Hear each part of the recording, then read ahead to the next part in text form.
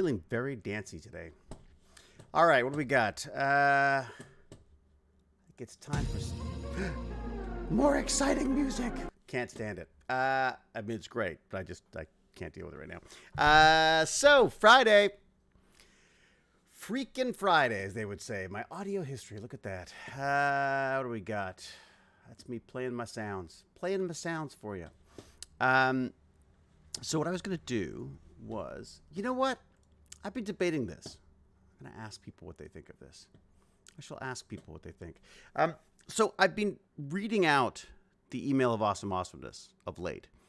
And I'm just trying to decide whether I should do that here or whether I should just record it myself and just post it separately, like on YouTube or something. I don't know. What do you think? Is that something? Is there any interest in me reading it out, or has everyone already read it, or no one's read it and no one knows what I'm talking about? I actually need 9 more subscribers on the thing to get 1,000 people. Once I have, I am 9 people away from a 1,000 person newsletter, which e-newsletter, which I just think is kind of exciting. So if you know anybody who might want to join, just throw their email in there. 9 people. That's all I need right now. Oh my God, I sound like one of those. Pledge now while you can. Like and subscribe and hit things. Never good at the promotion stuff. I'd suggest recording. We like talking about it, but the readout gets choppy. Yeah, it really does, doesn't it? That was my feeling. Is it just felt like it wasn't. Yeah, it's not meant to be read to people, and I feel like I want to engage more than I do when I'm just reading it off. Hey, Meredith, Master of Nothing. The Master of Nothing's already calling me Meredith. Good start. First time chat from Ice Queen. Hello. Hello, Ice Queen. First time chat from Logantor. Hello to you, too. Who else we got? The weekend has started. Is that it? Am I the beginning of the weekend? Judiciously. Our weekend's starting. We do this... we have a film festival in town right now, this Toronto Film Festival thing, and it's something I generally avoid. It's so funny because I love the Fantasia Film Festival. That was fantastic because it's just like a bunch of nerds watching movies. The problem with the Toronto Film Festival, it's all like hoity-toity. It's all like Hollywood, so I don't enjoy it as much. Where did I put my coffee? I made myself a delicious coffee. Oh, there it is. I got too much space now. Of course, I haven't figured out my chairs or anything yet. If I suddenly disappear, it's because I have one circuit in the garage right now, and I keep blowing the damn fuse. Oh, the damn fuse! It sounds like 1,000 years old. Not the damn fuse. I keep tripping the breaker. So if I suddenly disappear, and if I do it more than a couple times, I'll just give up. But in the meantime, let's chat. It's low key Hewlett today. All right, so I will forgo our little email of awesomeness today. I do at some point. I'd really like to talk to Lord Chunky though, because he did the FirstRobotics competition last weekend, and I went and saw that, and it was just freaking awesome.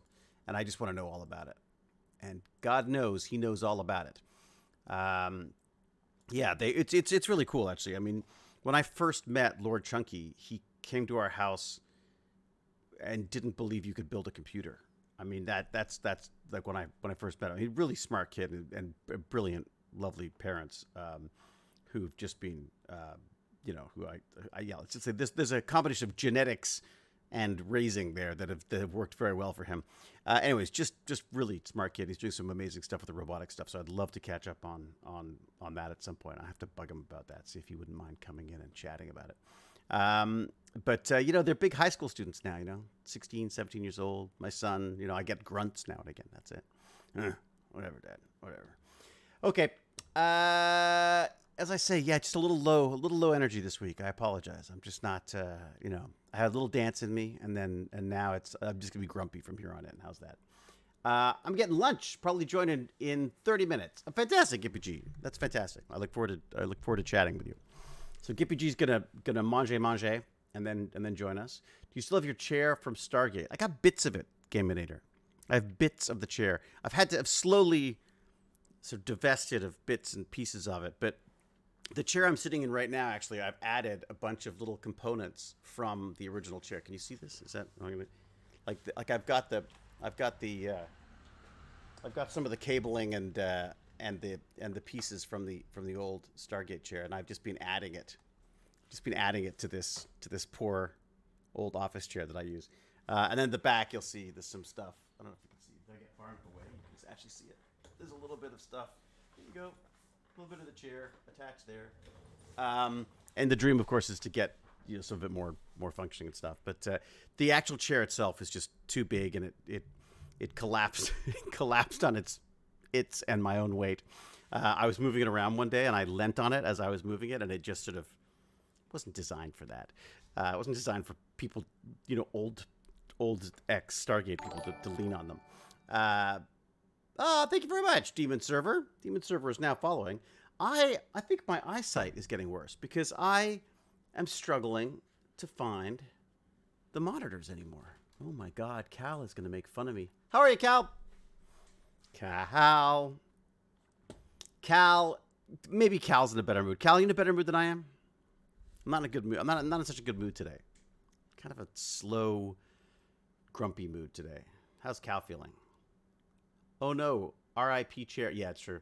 The chair. I had the chair for a long, long time, and I really wanted to do something with it. The problem is, it was so huge and so heavy, and we've had to move it around so much. It was just looking really worse for wear. So I just thought I'd steal some of the nice little bits, some of the shiny bits, and I'd attach it to my own stuff. So.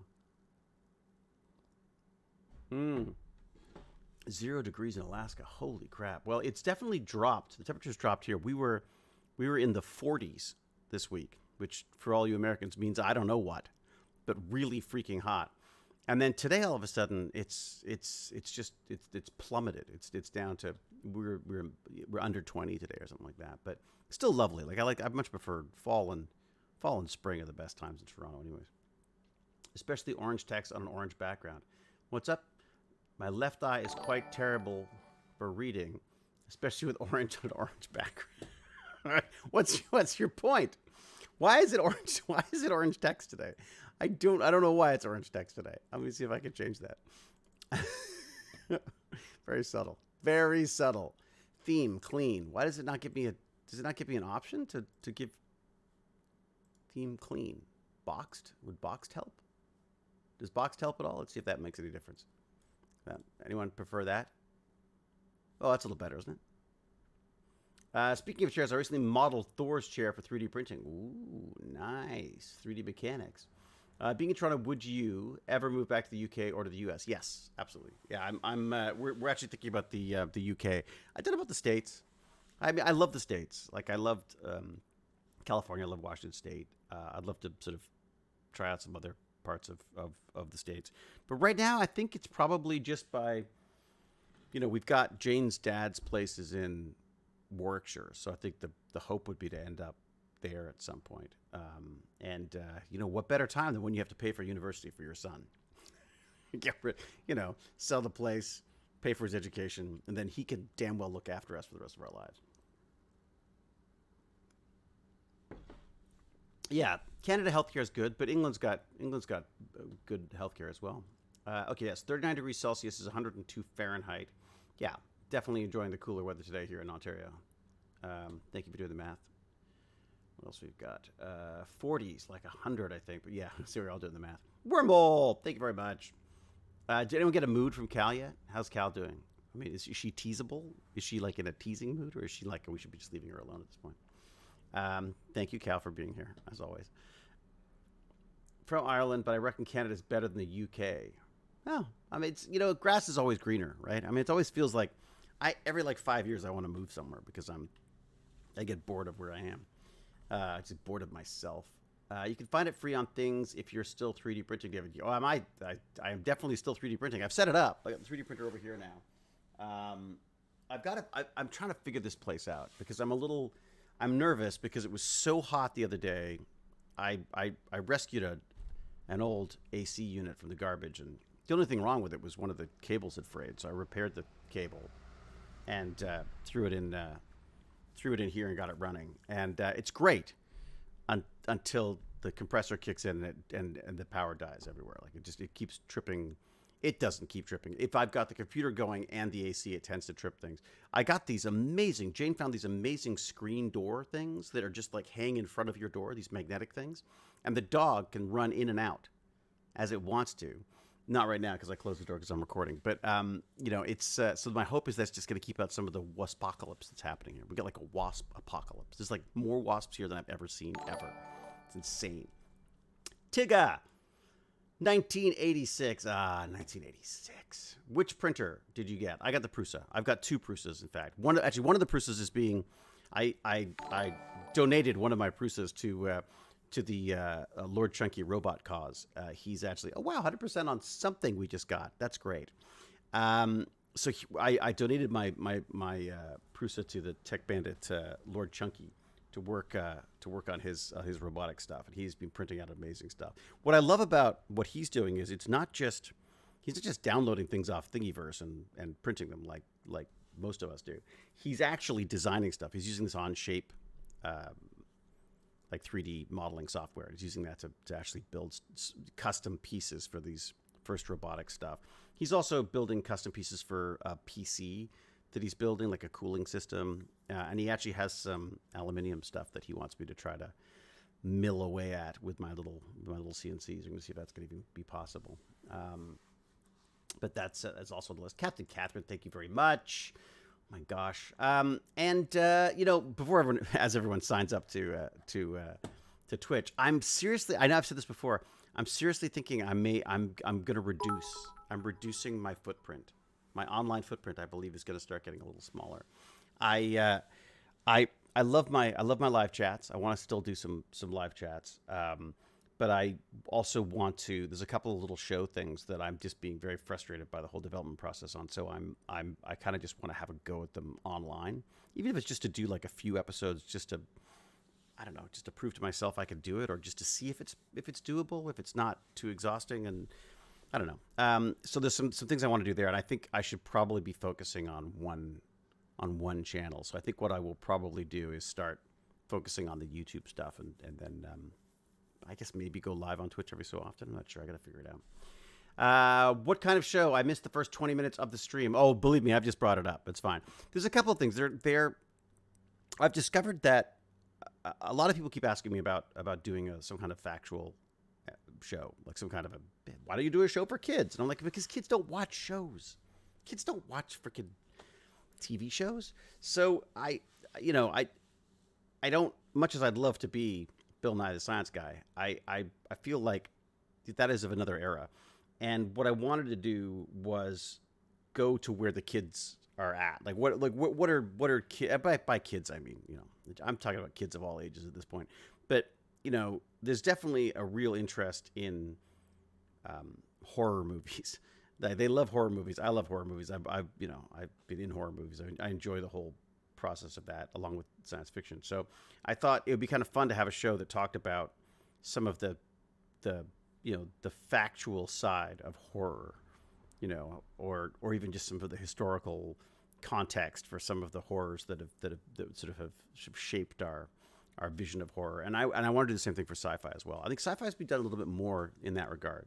Us sci-fi nerds tend to be a little bit more sort of academic about this stuff. But the horror stuff, I just thought it'd be kind of fun to just explore some different areas of how horror gets to us, how horror is made, how horror is influenced by what's happening in the world. And I just think that'd be kind of a fun thing to play with. So that's one of the things I'm doing. Makeup art's very interesting in horror and sci-fi. Yeah, Captain Catherine, I'd love to do. In fact, that would be, one of the things that I talked about in this pitch for the show was to have a makeup crew, like a full makeup effects team that would be able to recreate or create some type of amazing horror effect every episode. I mean, again, with the YouTube channel, I don't imagine to start I could do that, but it would be something that'd be fun to play with later on. And I know a bunch of I love the VFX guys. I mean, they're both the VFX and the makeup effects guys. And women. I say guys. There's just as many women in it as well. But I've spent many an hour sitting in chairs, getting things applied to my face. and they're just a really interesting bunch of people, and they're, we can bond over Fangoria magazine, which is the magazine that I used to read as a kid. I used to love that magazine. It's always like a picture of some horrendous movie effect on the front, some creature from the Black Lagoon or whatever. Actually, I'm not that old, but more The Incredible Melting Man is the one that really stood out to me. I remember seeing that and going like, oh my god, his face is melting. How did they do that? So yeah, so it's kind of fun to bond with them over that kind of stuff. And I just thought it'd be kind of nice to have them come in and recreate some of the old classics and stuff. Maybe turn me into an Incredible Melting Man or something like that. It'd be definitely fun. You could do anything you want on YouTube. That's exactly it, Captain Catherine. The key is, how do you do it? I want to make sure that I don't let myself and everyone down by not being able to deliver it. So I want to make sure that I've got a simple system that allows me to incorporate that into my time as well now. Like, can I want to make sure that it's Tech Bandit like that it has an educational element to it.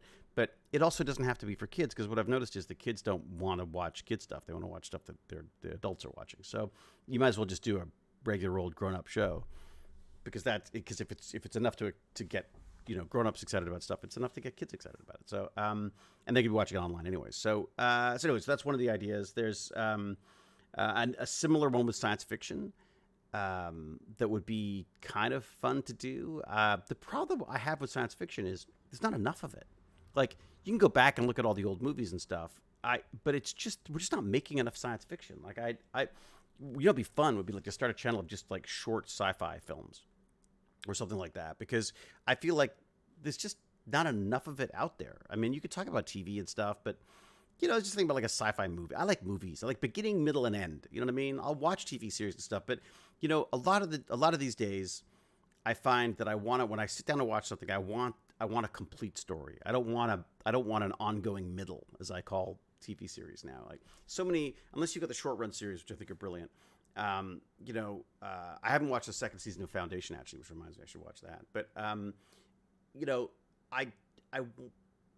want a complete story. Otherwise, when you're watching regular television, you're seeing this continuation. Like, how long can we keep this going? How can we mix it up just enough? And after a while, I just feel like, especially with this whole binge watch, society that we live in now, where I can watch 10 episodes if I want in a row. I want something. I need that end. I need that out. I want something set up. I want something explored, and I want something finished. And that's sort of what my goal is for that. I really enjoyed the Orville. I know a lot of people have recommended the Orville, but again, I don't want to watch ongoing series right now. I don't know what it is. It's a commitment issue or something. I'm a commitment phobe or something, but I just don't. I'm much more interested in watching sort of one-off things right now. So, I need to get on the Orville. Yes, you do, Captain Catherine. You really do. Good to see you, Jack Jasper. How are you? Jack, you got to be playing with are you playing with some of this generative art stuff as well? I think the combination of your artistic genius and AI would be unstoppable. And thank you, by the way. I was on Discord the other day. Everyone is sharing photos of their little coins that I've sent, and they're very charming about it, even when I forget to put the dates on things. If anyone needs me to fill out one, let me know. I can send something like that if you need to. In fact, I might just do a letter to everyone and just make sure that everyone's happy with what they've got. Let's send like a mass email to everyone who's bought a coin and just make sure that everyone's got everything they need. And any suggestions on how to improve that process, because I know there's been a lot of duties and taxes and stuff at the rip-off borders. We have a world. We have a giant sphere where we all live in one giant biosphere. And we've managed to carve it up in little pieces and charge people money to move things back and forth across it. Douglas Adams, talking about moving little pieces of green paper around. The border stuff really bothers me. It's just all this protectionist stuff, and I send something to America, and if it's not properly labeled as this, that, or the other, they want to start charging money for it, and God help you, you send this stuff to Europe and stuff, and they all of a sudden they're charging you half as much as the coin is in duties and fees and stuff. So I want to just make sure if there's any way I can facilitate that for people. They should let me know, other than paying for it, because I can't afford to pay for it, because I need to make some money now. all this striking and going to YouTube to make shows is it means I've got to I've got to build an empire to live in the manner to which I would like to be accustomed. And I'm looking forward to talking to Gimpy G too, because we've joined the cult of the tardigrade. We're like the biggest, giantest tardigrade nerds right now. So we're talking about maybe trying to do some kind of a tardigrade a tardigrade stream. I thought you could do like a hammy hamster thing. Like, I don't know if anyone grew up with hammy hamster, but it was this crazy old guy who started making TV like in the Second World War, the end of the Second World War or whatever, in Canada. And he went to a pet store and he bought a hamster, and he sort of put it in various different children's toys and things, and then made him talk like this. Hey, Hammy, how are you, Hammy? So they did this whole series called Tales from the Riverbank of this little hamster and his friends, JP the rabbit and everything. I just thought we should do the same thing, but with tardigrades, like with these little microscopic moss puppies. I don't know, something about it made me laugh. Anyways, that's what happens when you hang out with Gimpy G for too long. You start laughing at weird stuff. I feel like there's been rumors ever since Universe ended. Yeah. Oh, you mean about a new show? Yeah, absolutely. Keep those rumors coming. Have you heard anything about the new Playables feature on YouTube, where Google and YouTube are testing playable games on YouTube where certain users are part of this beta test? I have not, Horrid72. That'd be amazing. You should chat to Dr. Ed PhD, as he's done tons of tardigrade streams, and I'm sure could be at a level. Oh, fantastic. James, how did I know? How are you, James? It's been far too long since we chatted with James. Yes, Dr. N PhD would be perfect. I shall ask him about that. I was reading a whole thing about the care, feeding, and raising of tardigrades, because I thought it would. I mean, I'm gonna have to. I think I'm gonna have to do that anyways, because if we want to look at tardigrades anywhere beyond like October in Toronto, they're gonna be frozen solid, and I'm sure they're all very robust and stuff creatures. But I'm not digging through the snow trying to find a patch of moss in the hopes that there might be a poor frozen tardigrade in there. Although, as I say that, they probably won't survive in here either, because if I don't get something sorted out with this insulation, I don't know what I'm going to do. Because it was 40 degrees here. I was trying to do a podcast. Every time the AC kicked in, it would trip the breaker. This poor guy's trying to do a podcast, and I was messing it up. Did your son stop streaming totally? Been forever since I've seen him around. Yeah, he doesn't want to stream in public anymore, and I'm not gonna push him. I think he really enjoyed it as a kid. I think as the kids get older into their teens, they start feeling sort of cringy about that stuff. So they don't, I think they're scared to put themselves out. And also I just think their tastes change. Like Baz just really, oh my God, it's just so much fun hearing him, goofing around online with his friends. Like, cause they just play games together and they're chatting. And it's got like 15 different screens going. And I just think that he, that's his form of entertainment, and I don't think he doesn't really want to change that. I don't think at this point. I have to talk to him about it, but the sense I get, and I just, I really feel like if you don't, I was surprised he wanted to be online anyways. But I mean, I think that's sort of a lot of kids of that age, around 13, 14, seem to want to. Well, actually, even younger, want to be YouTubers or influencers or whatever. Oh my God, I'm so sorry. Sorry, Jane has been going to these events at the Toronto Film Festival, and getting back very late and waking me up, even though I go to bed at reasonable hours. Well, I don't really. I just stay awake, coding into the night, or writing weird horror things. A lot more than when she used to stream. What is this? I love listening to my daughter playing online. Tons of laughs and crazy sounds. Yeah, it's the Cheryl. That's the same for me. Just like their connection and the fun that they're having. I just think that's amazing. And I don't want him to feel like he needs to share that. I think the value there is in the connection he's made with his friends, both in the real world and I guess some of them are just online as well. But for the most part, they're people he knows from school or his girlfriend or whatever. I mean, friends of friends type thing. Streaming's fun, but I don't feel like adhering to doing it regularly enough that it would make people stick around. Yeah, I mean, well, there's definitely something about trying to do it on a regular basis. But it's also like I force myself to stream once a week, and I think I got to be careful because I pushed it to Friday because Friday was just sort of the go-to day for this stuff, and I think I want to be careful about that because the reality is by Friday, I'm tired. I am like ready for a weekend by Friday. So I think I may have to start looking at trying to push it back earlier again. It used to be, I think, Tuesdays or Wednesdays or something, but yeah, I'm gonna push it back a little bit and see if I can if I muster a little bit more energy or more coffee, one of the two. And I've also got to figure out soundproofing because I'm in an alley. It's not ideal. I'm not gonna say that my new Tech Bandits Canardian cavern is the perfect place for streaming. I'd have to say, or recording anything, but we'll try. We was introduced by Guillermo del Toro. What was? No, did Jane go and see Miyazaki's The Boy and Heron? No, we did not. I don't think she's got. I think she's just doing meetings. I don't even know if she's going to films. And of course, I hate the film festival, so I just avoided it at all costs. I'd love to see Guillermo talk. I tried to guilt him in online into getting me a ticket to see him talk, but the guy's probably so busy I can't imagine. Writing weird horror things sounds interesting, doesn't it, Captain Catherine? Reading it's the problem. The garage looks different to me every time you stream. It does because I'm moving. I'm still trying to figure it out. I don't know what to do. What do I know? What I really should do is like measure everything and then just put it onto the iPad and move stuff around that way because the wheelings. I'm like I put a bike on the wall. Then I wanted to move that. Then there was I basically alphabetized my collection of wood offcuts. I mean, like it's probably not the best use of time, I'd have to say, but yeah, the Pinocchio. It's so funny, I watched Pinocchio the movie and I was like, wow, that's really great. It's wonderful. Then I watched the making of Pinocchio and I was like, holy crap. And then when I watched Pinocchio again, I was like, this is genius. Like it really improved my enjoyment of the film. I thought that was interesting. Swearing jar in Netherlands. Dramaja. Dramaja. Thank you so much for going to see it. That's great. It got a real release in the Netherlands. God bless them Netherlands.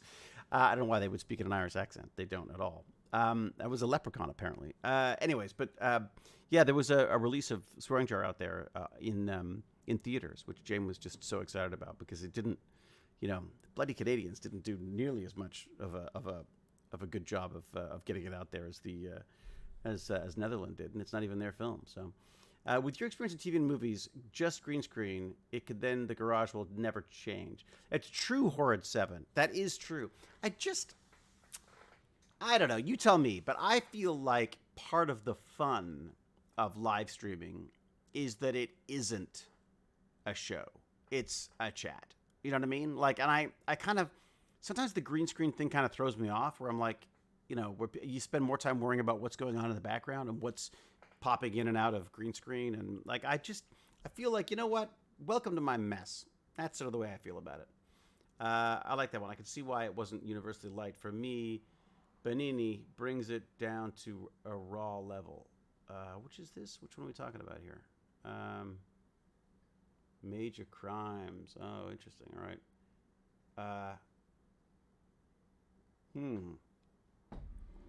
All right. His version of Pinocchio. Yeah. It was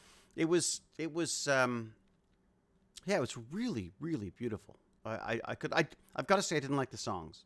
Because the one thing I didn't like is the music in it. I feel like it was a mistake to try to, there's such iconic songs connected to the original Pinocchio cartoon or animated Disney thing that it was just the ones that they came up with in this one. I just didn't. Yeah, it's not really my. It wasn't really my. The music stuff didn't. Again, I was absolutely taken with the story and the characters and the beautiful, of course, impeccable, Guillermo touch with the look and feel of it all. The aesthetics of it were just beautiful. But yeah, the songs didn't work for me. I was not, But then again, I don't like songs in anything. I'm terrible at that.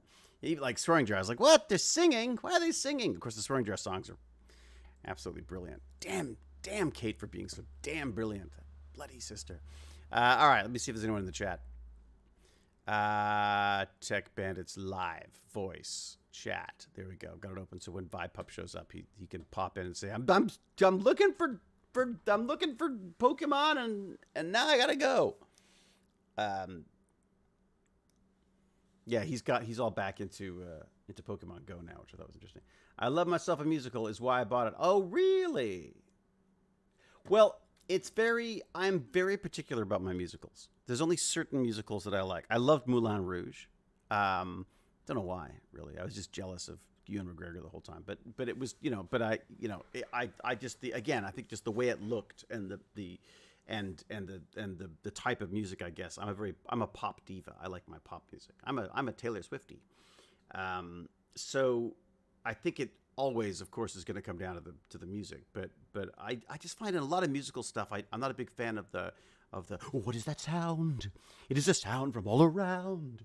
Where will I go to hide? Like I hate all that stuff. I can't get into that. So it was to joke on the set of Stargate that when I was unemployed and poor, so now that I would, I'd go out and I'd play Mephistopheles, magical Mr. Mephistopheles, whatever I can't remember his name is, but from the Cats. I basically play the old fat cat. Not too far from the truth. Maybe that's where I'll end up. But yeah, I find musicals cringe. Yeah, that's my thing. As soon as they start singing, it's like, shut up. Unless, again, Rocky Horror Picture Show, another one that I liked. I really liked Once, which is sort of what influenced, I think, Kate to do The Swearing Jar. And as I say, like, her songs are great. I mean, Jane's just done a short.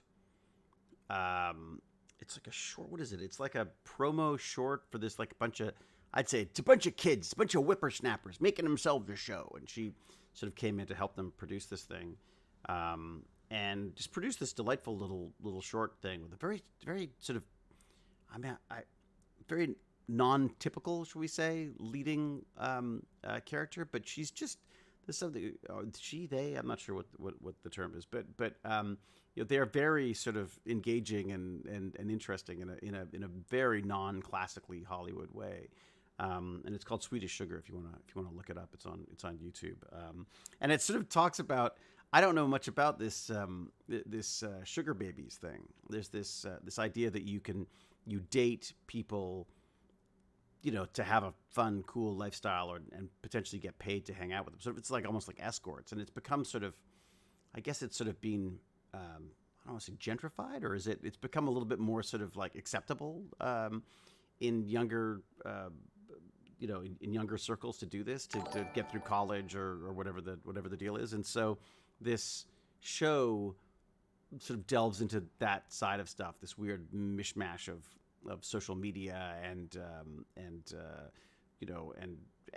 sort of escorts and then of course there's this all blending of sexualities where it's it's like a what a Blur song or whatever it is. There's like there's boys who like boys and girls who like girls and all sorts of stuff going on. Which is all very modern for me, but I think it's kind of fun that they get to explore that stuff in a way that my generation certainly never did. We were awful. God, we just used to just mock and deride people for being even slightly different, whereas now it's sort of celebrated, which I think is just kind of wonderful. I think we were all so terrified of our own sort of uniqueness that we sort of lashed out at anybody who was brave enough to actually present that to other people. And I must say it's one of the few bright lights I see in the future for our world is that there's a generation coming up that will, with the pluses and the minuses, but certainly that is willing to accept people for who they are and to embrace that, embrace people doing that. So it's fun. Stray Gods, the role-playing musical. Oh, I like that. Stray Gods, the role-playing musical. Huh. That's interesting. Is that actually a game? What else we got? Hoi! Hail, Frail Gift. How are ya? Video game. Maybe you're that recent musical video about gods. It's a video game about gods. So that's interesting. Okay, I'll check that out.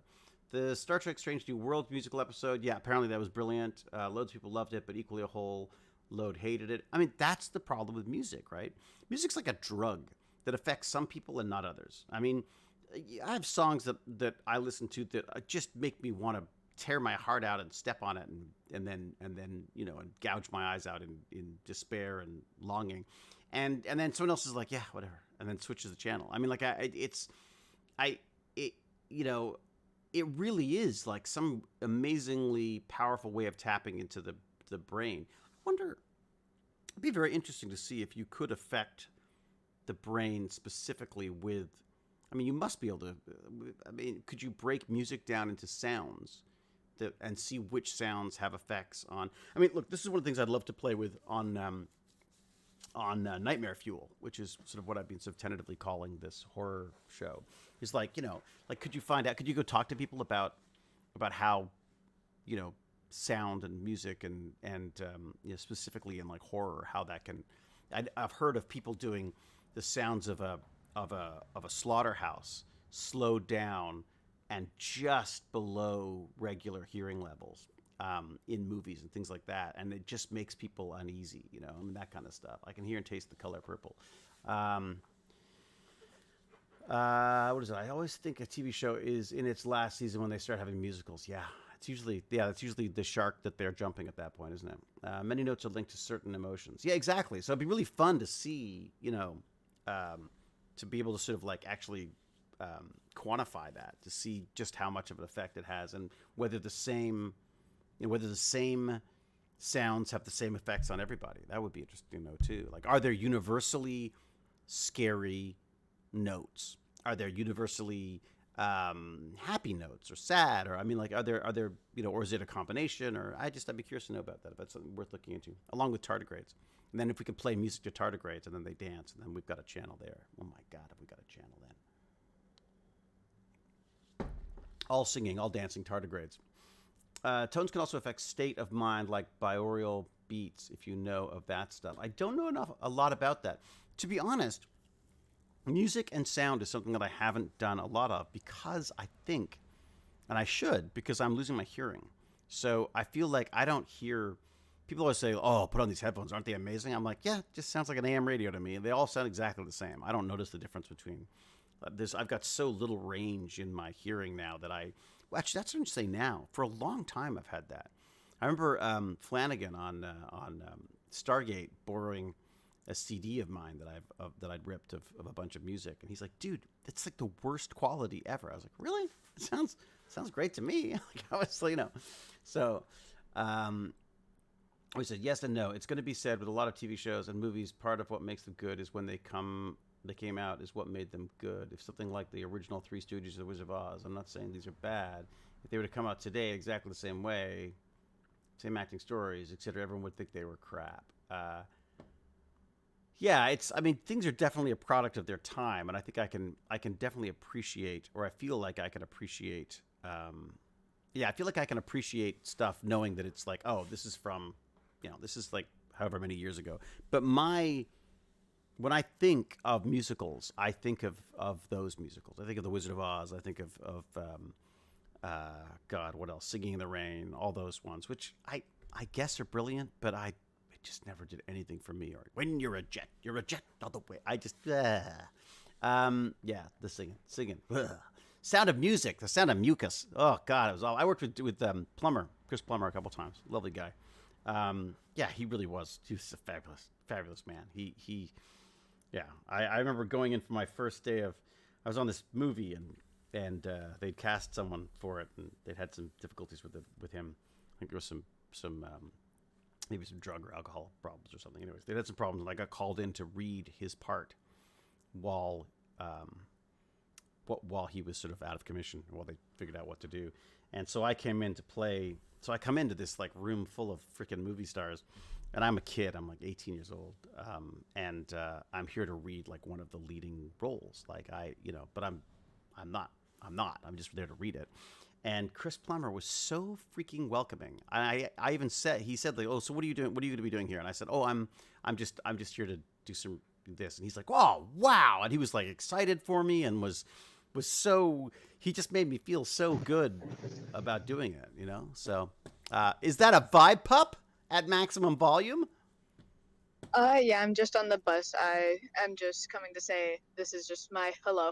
Wait a second. Are you on a bus to go look for Pokemon? No, to head home. Oh, I see. Okay, all right. I guess you're probably moving too fast to collect Pokemon while you're on a bus. Oh yeah, but this is just my hello. I may not be back before you end it. So All right. I shall try. I shall try to stay in there long enough for you to pop in. But if not, then we'll see you again. Thank you for checking in. That is you are counted as present for this Tech Bandits. gotta go quick so I don't waste much data. All right, One go. second, Bye. really. Bye. Ladies and gentlemen, Vibe Pup checking in. I feel like he has some kind of an app that's gamified the process of going to Tech Bandits, and that by checking in he gets points or something. Like it's like he's like Mark Lapointe, thank you very much. 12 months. He really is so dedicated, isn't he? Vibe Pup is a good kid. And taking into consideration that Discovery had actually been canceled. Oh boy, we're still talking about that. Okay, all right. A former girlfriend of mine took me to a lot of musicals in London, including some rare shows. Gave me a good education and appreciation for musicals in general, especially the classics. Yeah, I mean, his foreplay musicals, I'm sure, were magnificent. I would be talking to any of that stuff. Anyways, what if they sound like they found it supported the Hard League TV? Not all support every frequency. Not all people can hear it, huh? With the rise of AI, your background is AI being used in movie, and your background is AI being used in movies. With the, I don't understand. Horrid 7. Was there a question, or what are you saying? Rent the musical? Yeah, I guess. I mean, look, I'm not saying that it's impossible to find a musical that I'll like, but modern musicals that I liked, that I watched more than once, would be was definitely Moulin Rouge, which I don't know why, but I just love that. I just think his aesthetic is great. I mean, Baz is Sebastian Flynn, Loman Hewlett. The Baz is Baz Luhrmann. I mean, so because Jane and I are both big fans of Baz Luhrmann stuff, more of his earlier stuff, but even Elvis and stuff. It had some great qualities to it. Again, I'm a sucker for aesthetics. I'm a sucker for beautiful aesthetics. You can get away with a lot if the film looks beautiful, except in the big blockbuster stuff, because that I feel like it should look great no matter what, and sometimes it doesn't even do that. So, anyways, yeah. Well, this is the funny thing. So he sent me a meme the other day about this footballer, soccer that is for you Americans. And they were sort of, no, sorry, I shouldn't say that. It was a football fan who had named his kid, was it Lasna? This wonderful name, Lasna or whatever it was, something like that. And years later, they found out that it was just Arsenal spelt backwards. His favorite football team was Arsenal, and they spelt it backwards, and that was this wonderful name that they came up with their daughter, which they thought was so loving and beautiful. And he's like, oh yeah, it's just Arsenal backwards, isn't it? So. Baz sent that to me because he thought it was funny, and I said, "Yeah, when do I tell you that I named you after my teddy bear? I had a teddy bear called Sebastian. That's the only reason why. It's the only reason why his name's Sebastian. There's no precedent in my family. It is purely a teddy bear that I carried around for far too long, as an affectation. When I was 13, 14 years old, I used to go to high school with a teddy bear. Just to carry it around everywhere. I used to sit it on my desk while I was working, and the teachers used to get so mad, and I loved it." Yes, sorry. Baz is the name that we call him. So basically, he is Sebastian. We shortened it to Baz because we liked Baz Luhrmann. There's also a Flynn in there because we like Errol Flynn. And, they literally, we had so much fun naming that kid. We just basically, Jane and I were like, give us a name. What else do you like? Chewbacca.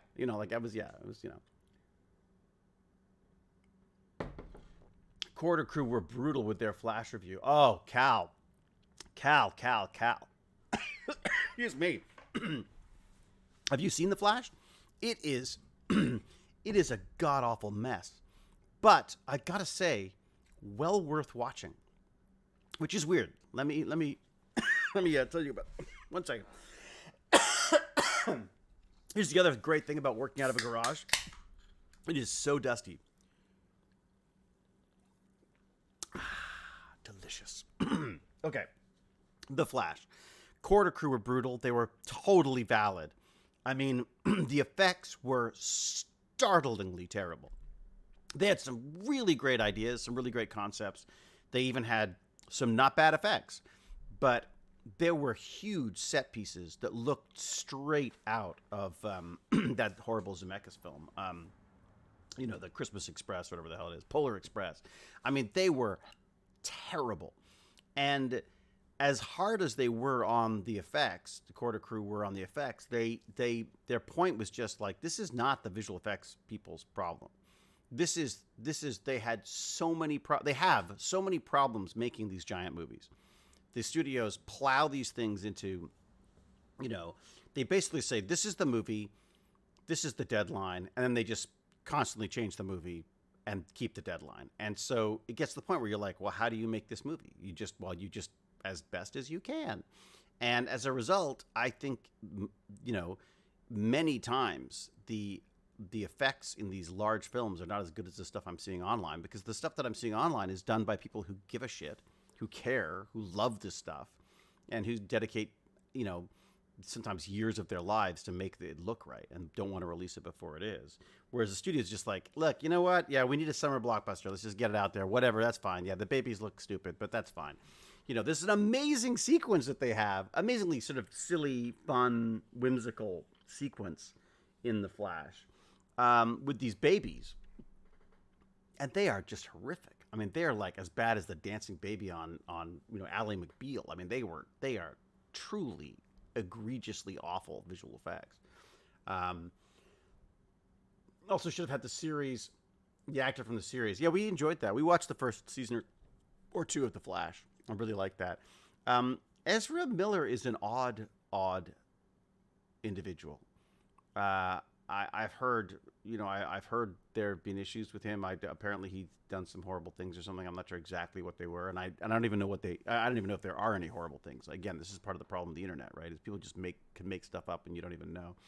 But apparently he's had some issues, and I have heard stories directly from people who have worked with him and said that there's definitely some problems there. But I find him kind of charmingly odd. That said, not for the Flash. He should. I just don't feel like he should be the lead of it. Oh, Hey, how are you, buddy? good. Did you get a chance? Did you get a chance to see the Flash yet? I have not. They took over the TV last night and watched football. Screw them. Who are they? The family. You know what you need? You need some kind of a taser system. Yeah. Some kind of a remote taser system so you can battle your way to the television. But I think the family would enjoy it, to be honest. Like, enjoy even just how bad it is. Like, I'm sort of recommending to people right now that people watch The Flash, because I just think it's worth seeing, to just see, first off, how horribly the big blockbusters are failing, and also it's like a recipe of in people just not making decisions. Like, it's just like, I could separate out also that actor doing odd things, perhaps even illegal, and then seeing the movie. I mean, if we judged every work of art that way, if you look at all the guys from the early 20th century, good God, yeah. There wouldn't be any great novels because they're all freaks. Yeah, I mean, that is part of the problem, isn't it? I mean, I don't think we should be. You don't want to celebrate. I asked a very sort of forthright young woman who was in the arts and about an artist that had done something terrible, and I said, so does the art just get destroyed? What happens? I mean, when can we appreciate? Is there a time that we can appreciate that art? And she's like, yeah, when he's dead, when he's gone. Like when he's not gonna make any money, then that's great. But I don't want to support his life or his lifestyle, which I thought was interesting. But yeah, I could see that too, I guess. I mean, look at Michael Jackson. There's a giant. I mean, Jesus, I mean, yeah. I just don't want to listen to him anymore. Well, first off, I was never a huge Michael Jackson fan, but even if you were, that was some creepy. But here's okay. I'm going to throw this out here though too, and tell me what you think about this. Riddle me this, Skimpy G. Is it the person who is doing the terrible things, or is it the society that allows that to happen, and the infrastructure that's built up around these people to make that happen? Because I feel like that was a messed up guy. Like, like family life, like his fame, he was a mess. And I'm by no means blaming the victims on this at all. But there's a part of it that goes like, I mean, I've seen this in the film industry. Like, I've seen raging alcoholics who can't stand being coddled onto set and stuff just so that we can all keep working type thing. I mean, I know who you're talking about. Go ahead. Yeah, me. No. No. But it's one of those things that I feel like it's so easy to blame the person and not the system that allows it to happen as well, right? Well, and that's, it's a myopic view of things. Yeah. I mean, honestly, I think, especially the way America is kind of shaken down, probably Canada too, in the Western world, is where a democracy second to capitalism. And then since capitalism, the dollar is, it creates value the for great you. dollar, yeah. It's right. It's how you're perceived. If you have money, all of a sudden you're intelligent. Yeah. You're successful because you make all the right decisions. Yeah, it's funny. You're responsible because even if you robbed someone for that money, you're still right. You're still seen you as have to rob people of the money to get into the billions. Yeah, so I guess so. Yeah. Yeah, I think that's. Yeah, I think you're right that we've got a system that somebody nailed it. Rewards bad behavior. Someone nailed it. What they got? They said David Carradine. Oh yeah, mark? yeah. Oh, nailed it. I mean, Carradine was notoriously bad, and yet there was a show that required him to be family friendly, so they put a family friendly face on a terrible alcohol problem. Think about it. There's a timeline where Bruce Lee doesn't die. He is the David Carradine character because that's what it was based on. Bruce Lee. He developed. He was going to be the star. Didn't you develop it? Wasn't it his show? Didn't Bruce Lee? Yeah, I believe so. And they're like, but you're Asian. That's basically Hollywood's response. Funny speaking voice. Yeah. So you could have worked with the Bruce Lee, and he probably would have trained you somehow to throat punch somebody. Oh my God! And now you'd be in prison because you throat punched somebody in a bar. God! I could be a lethal weapon. You could be a lethal weapon. Oh my God! God! Right now. Yeah. See, these all alternate reality things, man. Alternate parallel universe things. That would have been, man. I want to be in the universe where Bruce Lee was the lead. I think we got bad in the 80s for sure for this stuff. I mean, I think in the 80s and the 90s, there was a lot of stuff going on that people put up with. But I just, here's a question: like, why didn't they cancel The Flash? But they did cancel Catwoman or Batwoman or whatever the hell it was. Batgirl. What was the movie? I don't know. What was the movie that they? A giant steaming. It was Batwoman. Oh, come on! You think that today's Hollywood would cancel a movie because it was shit?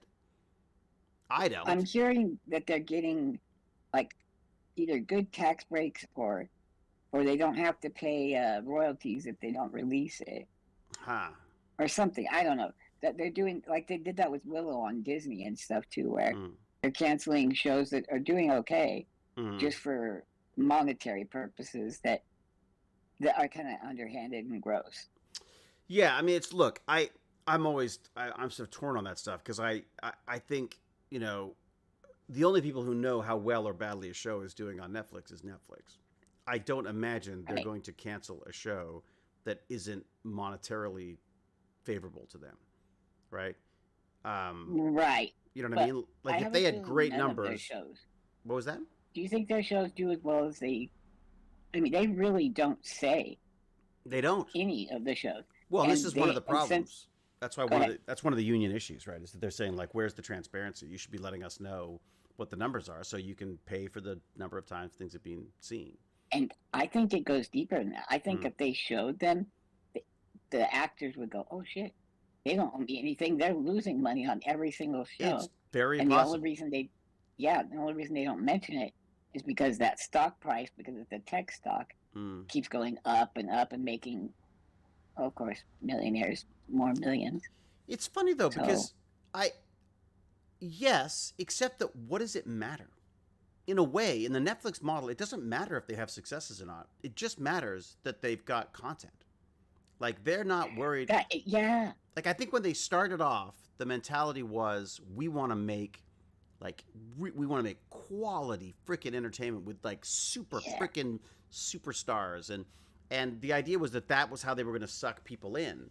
And then they spent a lot of money on some both good and bad actors doing bad stuff, or writers and stuff. House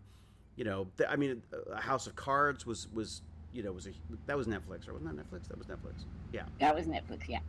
The success of that, I mean, that was extraordinary at the time. It broke approaches to TV. It was a completely new type of show. It was exciting. People were flocking to Netflix just for that show. And they've now got to a point where they go like, okay, we've spent our way into a huge market share. We can't do that anymore. And I think, unfortunately, now is the time everyone goes like, hey, we want to get paid. And they're like, yeah, well, maybe 5 years ago when we were sort of just spending stock money. But now they want us to be profitable. So, sorry, now we're cutting costs everywhere we can, It's just I'm really into that, what you just said. That it seems to be more a swagger that gets the stock prices up, as opposed to, remember when there were blue chip stocks? They were like, they're really based on I lost a lot of money. Made. Did you lose a lot of money on blue chips? I didn't lose a lot of money, but I lost. I mean, this is the ridiculous thing about it, is that that's a lie unto itself. The blue chip stuff. What is? I mean, we had numerous companies go belly up that were supposed to be, those are companies for life. You buy that, you own that forever. You retire on that money. No, you don't, because they were absconding with funds and breaking rules. Oh, yeah. And, I mean, no offense, but they did have a chimp be a long-term winner in the stock market. So I'm not saying anything against you. I'm just saying. But yeah, exactly. A chimp could beat me. But I think chimp is the perfect style for my stock trading. That's what I do. True. Like I buy things that I use. That's it. I used Netflix when it first started, and I made a lot of money on Netflix because that was a service I really liked. And good then call. I sold the stock a little while back when I started finding. I found that when I went to see Netflix, when I went to open my Netflix app, I was faced with the same issue that I had when I went to Blockbuster, which was the solution. And the solution to Blockbuster was Netflix. Now I was going to Netflix and seeing the same thing, a wall of flashy, like, posters for shit. What I loved about Netflix, weirdly, was the one thing that they haven't continued, which is you had to make a list of the movies you wanted to see, and they would send them to you in the order that they became available. Do you know they just stopped that? Oh, did they just stop? They're just shutting it down? The I had no DVD idea part. it was still going. No, neither did I.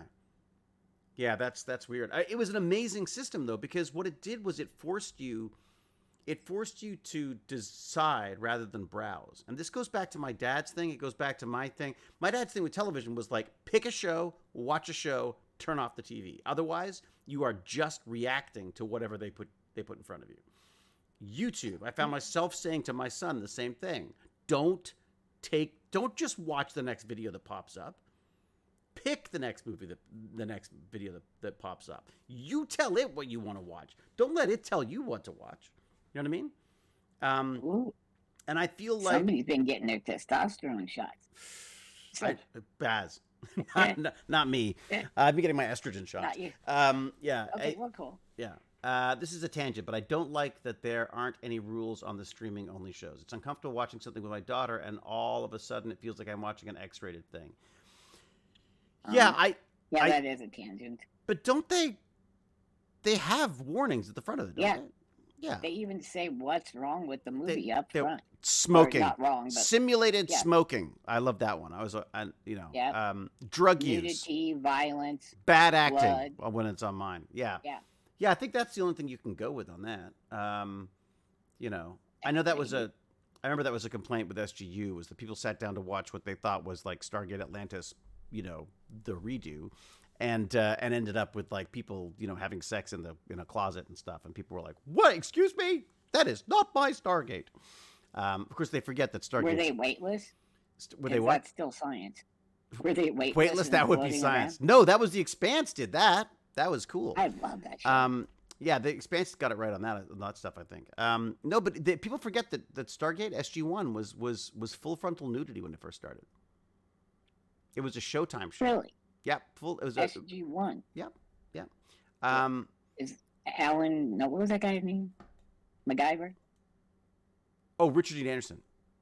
Is that who it was? You are so in the wrong chat to say something like that. Everyone is gonna rip you to pieces now. You know, tear you to pieces like a bunch of crocodiles at a zoo.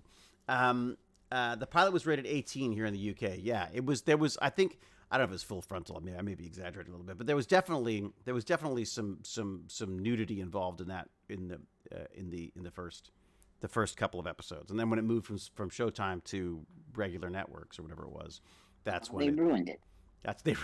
They ruined it. Yeah, yeah. Because violence is fine, but let's not do the sexy stuff. Did you watch? Yeah, it was full frontal. Smokey and the Bandit.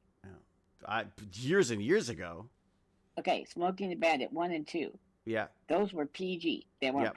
It was prior to PG-13. Yeah. There was girls lifting their shirts to distract the cops. That was the 80s and 90s. It was like any excuse to put in a script that a woman removed her top, and it was there. And sometimes they didn't even put an excuse. You'd pan along, and there'd be people without tops on, because it was just the only that was the only time you saw breasts was in movies. That's true. That's why I went to. You think that's why I wasn't seeing Tarzan, Bo Derek and Tarzan, because I was interested in the new take on the show. You know what I mean? Yeah, I mean Bolero totally sucked, but I was there. Yeah, as like a 13-year-old or 12-year-old. Yeah. Doesn't Dog Brexit? It does. It has full frontal duck nudity. In I can't believe you did that. Yeah. And there was back nudity. It's true. That's because it was far enough away that even my bottom was acceptable back then. Your bottom was like all the way up, not down, like hanging and cottage cheese. It was no. All that's happened since. I have become a block of cottage cheese since then. What do we got here? So imagine Stargate with nudity like Game of Thrones. Yeah, Akashi, there was. Nice. It was literally, that's how it started. Go check out the early episodes of SG-1. There was Swank. What was Swank? There was Swank what? What was Swank? Hillary Swank? Swank. Bo Derek in 10. Oh, yeah. Bo Derek in 10. That's right. That was Swank. What happened to Stargate Universe? I like that show. I personally canceled right. It was 10. I personally canceled it. No, I didn't. Yeah, SGU. Yeah, they did. They did a couple seasons and then they canceled that too.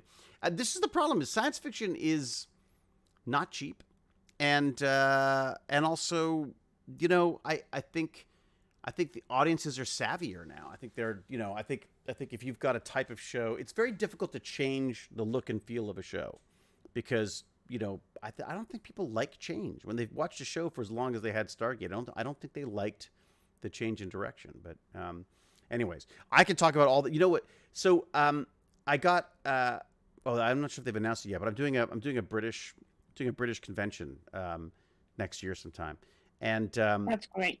Well, they were asking about putting Hewlett merchandise in the swag bags. Are they going to pay you for it? I have no idea, but I just thought it was kind of cool. I thought maybe I could get some coins in there or something. Like maybe just like have some hell yeah, you get special some British coins. Like Hewlett coins and stuff. That'd be kind of cool. Reverse the polarity of the tachyon pulse. Yes, Randy, it's true. We should do that. You finished working now, Randy? Are you done with your detectives? Marco Boy just looked it up. Never heard. The only one I've heard of is Playboy and Hustler. Oh, was Swank? Well, that's what Swank is. They're talking about Dirty Magazine? I think I do remember that. There was a magazine. Cherry. Do you remember Cherry? No. What's Cherry? It was dirty. Too dirty. Okay. I was British too, so we didn't talk about these things. But yeah, it's just like the world has, like, talk about a change in. That's interesting that we haven't really discussed. I wonder how that gets discussed with kids now, because when we were growing up, there was no nudity was something you had to seek out, whereas here it's like basically online you could see in anything you want at this point. I mean, literally. Do you remember the Sears catalog? And you go to the underwear section, like the toy section, underwear section. That's right. That's true. That is true. Yeah. National Geographic, you could see some boobs there. Oh my God, that's right. God, like how pathetic were we? Very. We didn't have Except a choice, I I've guess. always been a free speecher because the library at our junior high, when I was 13 years old, hired me to read books and other things they got in to make sure they were, appropriate for the age, and I let everything through. There was witchcraft and dirty stuff. It was awesome. And your job was to smite that from the record. Right, to squash free speech. That was my job. And then I told the kid, I was like, "Hey, dude, go to the back of the library, check it out." I told him where to look because there was a witchcraft. You're like highlighting portions for them. Well, I told this stupid kid because there were these witches doing a spell. It was like real life, right? Quote unquote real life, and they were all nude, standing around. So, so he does, and then he goes and snitches me out. So you lost your job of reading the smut in the library? Yeah, it was a great job sucks. too. You were supposed to smote. Never brag about your job. You were a smut smoter. No. Well, I was just telling this one kid, right? Because, well, okay, this is really sad. He would steal my French fries all the time, and so I thought maybe if I seemed cooler. Wait a second. He would stop stole stealing my French fries. You can't take his French. You have no recourse because you're not actually moving. Correct. Okay. So he would hork something off my tray every day, and then this guy who is that big of an asshole. Yeah. I try to seem cool to him, right? Maybe if I tell him about this schmuck, he'd think that was cool and think twice about it. But no, he goes and narcs me out. What an awful human being. Wow. Where is he now, do you think? I hope. You know what? I don't mind. I hope he's. You know what I hope? I hope he's serving fries for a living. That's what I hope. Oh, it's probably true too. There you go. You know. And from a wheelchair. He's like paraplegic, and his face is like 3 inches from the fryer. Is he paraplegic? Then, he wasn't. But he could be now. I see. This is the. I'm sorry. We've entered the Gimpy G dream world. Turned dark. Yeah. Turned dark. I see.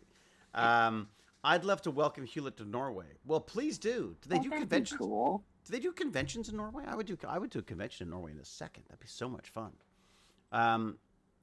I did something similar where I scoured books in the school library that might have scenes like that. Oh, really? Captain Catherine had to do that nice, too. Captain Catherine. There you go. Something scandalous. Yeah. I have no idea. I need to research that. Well, Norway is lovely. I mean, like before the internet.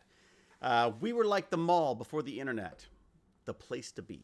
Oh, the mall was great. Yeah. Now it's dead. That's a Taylor Swift song, by the way. Really? I just quoted. Oh, you went to Taylor Swift, didn't you? No. I've told you how broke I am. I can't afford freaking Taylor Swift. I thought you tickets. dropped a big old. I was famous in the '90s. I thought you dropped the thing to Guillermo del Toro. No, I'm working on. I can't even get Guillermo to give me a ticket to his own talk. But I'm like on Twitter trying to guilt him into letting me have a ticket to see Taylor Swift. Or have Taylor Swift go, wait a second, you were in that film? Of course you should come. But neither of them are working very well, it seems. So if anyone there is a fan, if anyone there is a friend of Taylor Swift, I'd love a ticket to. I don't even need to invite. The rest of the family doesn't have to come. Just me alone is fine. Just you. Cool. Yeah, totally fine with that. Taylor Swift is a secret Stargate fan. How funny would that be? That would be epic. That would be neat. Yeah. That would be cool. Yeah. Or maybe she's a horror fan, and when I start doing horror stuff, she'll be like, oh, I want to make a horror movie. Then she would be totally keen to meet you. Exactly. And give you a free concert ticket. That's what she'd do. That's in my dreams. That's what happened. She goes, oh, David, I loved your work in Cabinet of Curiosities. Here, have a ticket to the VIP ticket to your concert. Yeah, backstage. Backstage. And bring that hot wife of yours. And then I'd be like, great. Hey Jane, I got tickets. And then she'd be thrilled. I'd be thrilled, and we'd be best friends with Taylor Swift. That's. I thought you were gonna say to each other. With my friend. Like finally, you and Jane would be best friends. Well, finally, Jane and I would have a connection. That's true. Yeah, exactly. Yeah. Poor Jane. I was like, so how did last night go? She's like, oh, it was great. Did this, did that, and then then we were gonna head home, but we decided to go to this club instead, and so we danced. And I was like, your world is so strange to me. Like, I don't. That sounds like hell, like absolute living hell. Why? Like, the whole point of being 50-something is you don't have to do that, isn't it? Why did I don't? Is there such a huge difference between women and men? Yeah. Is there? I mean, not to make sort of generalization, but is there some huge difference between men and women? That women like to do that and men just generally don't, unless they're trying to date someone. I think. Okay, my dad said you'd be surprised at how many fights he hasn't gotten into since he stopped going to bars. Right. So, and he was always the guy. Totally not casty. Thank you. Yeah. So I think the girls go there to have fun, and then the guys are supposed to figure out: am I supposed to be jealous about that dance? Should I go like knock him on his butt? Am I supposed to be cool? I don't know. If I was home right now, I'd definitely be watching TV. That kind of stuff. Yeah, but that's the funny thing is, like, I don't know. I also don't understand leaving the house anyways at this point. We've got everything. Right. I've got everything I need here except insulation, power. I've got more rodents than a person could want. We've got a serious freaking rodent of unusual size problem here. That's what you were saying. Like, did you bring it home from Cabinet of Curiosities? Or? No, I think they might be fans. I think they might be Cabinet of Curiosity fans that because I'm very. I saw my cousin climb out. I'm very big. Yeah, I'm very big with the rodent community. I think that's it. Can I climb on your face too? Yeah, it's not. Boy. Okay, I'm gonna climb on your face. You take a selfie. Yes. Yeah. You take. Yeah. Yeah. Yeah. That's not. This is where it's. Why has it gone so horribly wrong? Is this me? Is it you or is it? No, I'm in a weird mood. Anyways, I'm in odd mood today. Hey, let's tell you my dancing story. No, tell me your dancing story. Bars. Okay. I was a Jerry's kid for a bar that would, over Labor Day weekend they would do, fundraising. Oh, I'm like 16. Get drunk for the kid. Exactly. Yeah. Okay. And a nice bar lady would definitely talk like this. Oh yeah. Would you like to? Would you like to? Yeah. So she comes over to. Oh, Vipup's back. Table. Hey, Vipup. Hello, I'm home now. Fantastic. You're here to hear sordid stories by Gimpy G. This one's not sordid. Oh, good. Okay, it's great. Full of. That is why I mentioned the Action-packed. Vipup, by the way. You notice that subtle? See how subtle Got I was? it. Yeah. You want me to pull back? Pull back. Hold it back. Yeah. So she asked my mom and dad. I'm 16. If it's okay if she takes me out dancing, but we're at the bar, so she just means out onto the dance floor, right? Right. And so cool. That's fine. Do you want to go dance? Yep. So, because I'm brave. That's what I do. I'm brave. So she takes me out there. Yeah. And begins to beat me to death because she took both my hands. Oh no. And it's just like slamming my arms up and down, and like a marksman, my funny bone would hit every piece of metal on my table. Like, God. My hands are sparkling. It was amazing. She couldn't have done that on purpose. And my table fell off of my chair. And then she goes for the big move. When the girls like twist around under your arm. No! Oh God, no! I still, and like I'm down in this little wheelchair, my arms don't straighten out. Somehow it happened. I assume my arm came off and then she put it back on. But I'm just wondering if you have. Oh, what was that? Oh, what was that? That was Vipup. I think it was Vipup. It's fine. I had to be completely recomboobled. Like my shirt pushed down. My head's all flopping over. They had to reposition me in the chair. Oh my God. It was a thorough beatdown.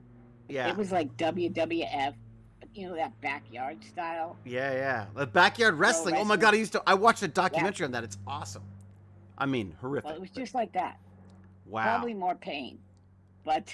And are you crying out in pain during this, or what do you? Well, yes, but here's the neat thing about muscular dystrophy is your diaphragm's kind of weak too. So I couldn't yell over the music. So she just assumes, I guess, from he's having fun. Look how much So fun I'm he's really having. getting into it. Yeah. He loves I'm it. Yeah. He loves that money song. Oh You know, God. here she go dancing, money. Oh no. It was a Billy Idol song. I don't know. You got the kinda crap blacked beaten out of it. I just decided to add Here that we part. go, Mone. It was that And one. then, yeah, what did they say? Something, I don't get know. drunk, blah, blah. Well, though I think we added that later. I think the drinkers added that later. But maybe I was wrong. Right. And the first time I heard that, I thought everybody, like, got hit by a spell. I was like, what is this? Why are they doing this? Why are they all How do singing they in know unison? to do this? They're all dancing in unison. It's weird. Yeah, I never understood that either. Yeah.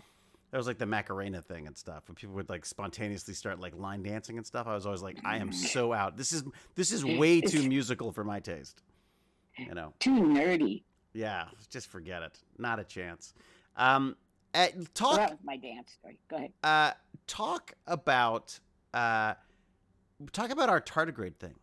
Because I've been thinking about that ever since we spoke. Lance and I talked the other day, and we had this potentially brilliant idea that we have to talk to, of course, Dr. Professor James Gurney's friend, Dr. NHPhD, Dr. NPhD.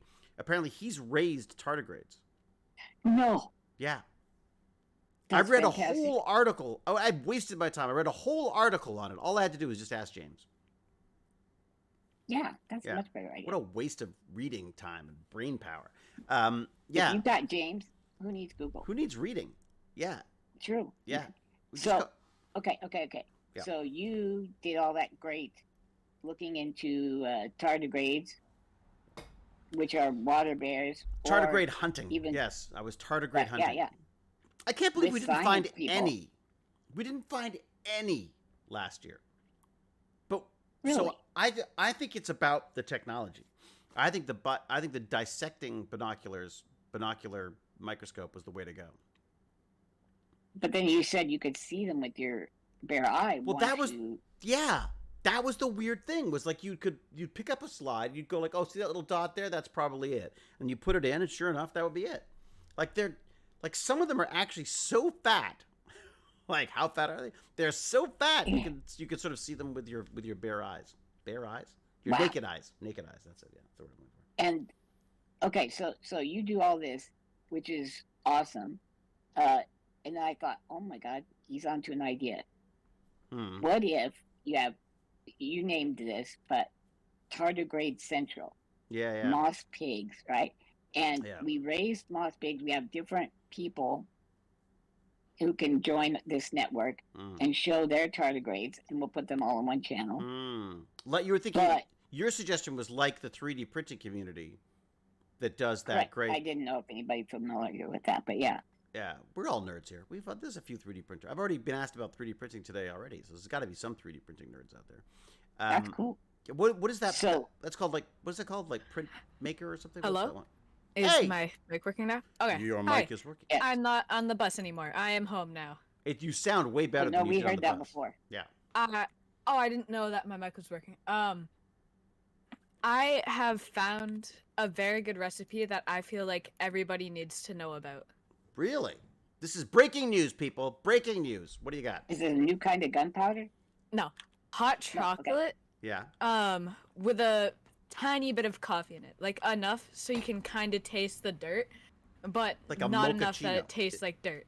Isn't that Wait a a minute. isn't that a mochaccino? I feel like No, a but what- mochaccino is more dirt, but this is just More coffee, instant yeah. hot chocolate, Okay. With Just a Deep tiny. compressed dirt. instant With a- coffee. So when you say the and dirt, then- you mean the coffee. You Yeah, think- the dirty coffee taste. dirty coffee. That's actually a really good way of putting it because it is kind of dirty coffee. I've never So- had coffee, but I really like this. All right, a tiny bit of instant coffee. No, so adding a tiny bit of instant coffee to hot chocolate. That's another one that's been suggested there. Do you use instant coffee or do you use real coffee? Instant. Yeah, that's Okay, that's the dirt then. Okay, that's I the get it. dirt. Yeah, that's the tasty dirt. Okay, got it. All right, okay, I'll give it a go. I'm up for that. I'll try that. We've even got Tardigrades. chocolate milk powder. Yeah. Tardigrades. We're back at tardigrades. Yes, sorry. Okay. So we're like totally brainstormed. our brains are storming like Florida in whatever this month is. So we come up with the idea of you got little stories for the little moss pigs. Hammy Hamster. The Hammy Hamster Adventures. Exactly. Yes, exactly. We can add voiceovers. Yeah. I thought of this since you were gone. Yeah. But I'll send it to you. Put through a chat GBT, like tell it, pretend like, draw two old, or make a script about two old men philosophizing about the world towards the end of their life, except they're tardigrades. We don't need AI for that. That's us, buddy. That's us, the old men. Well, but then we don't have to write it. Yeah, that's true. Yeah. And then we can also do AI voicing. Right. I don't know if you've seen AI Jesus and stuff, but yeah. I haven't seen him, Yeah. but I've seen what they're working on. They did the Drake song too. But special times, like probably for your tardigrades, we could actually do voiceovers after the fact, like stories. And then we're also going to look into if we can put like little sombreros or markings on them so they can be individuals. Well, we should talk to Dr. N, PhD then. Yeah. And if they don't, because have I'll a bet great you in his long science life- experiments, he was probably trying to put top hats on them. That's what I'm thinking. Oh, sure. Maybe little Why wouldn't you? tuxedos. Little tuxedos, maybe Little that kind of stuff. monocle, because they do have a little eyeball thing. Sometimes So they have monocle that would be cool. single cell that is a photocell. It's true. Good point. Very good point. Right. I like Yeah. that. I got a lot of free baking chocolate, and I've mixed it into coffee on the rare occasions that I have coffee. Ugh. Ooh, that sounds. Isn't baking chocolate massively bitter? Isn't that that's like adding dirt to dirt? Yes. That sounds. Eh. That sounds like a social media challenge where kids get hurt. That's what I think. That's what that sounds like. All right, so, That's true. but Vipup, what the hell are you drinking hot chocolate at the warmest time of the year in Canada? Yeah. I make it in the morning for school. It's a little delicious treat for school. And the time where it cools down so it doesn't burn a lot is right in the middle of math. Nice. Or at the start of math, so I can have a hot chocolate and math. Nice. Anything to Wait, make math. Are you going to school or are you? Going.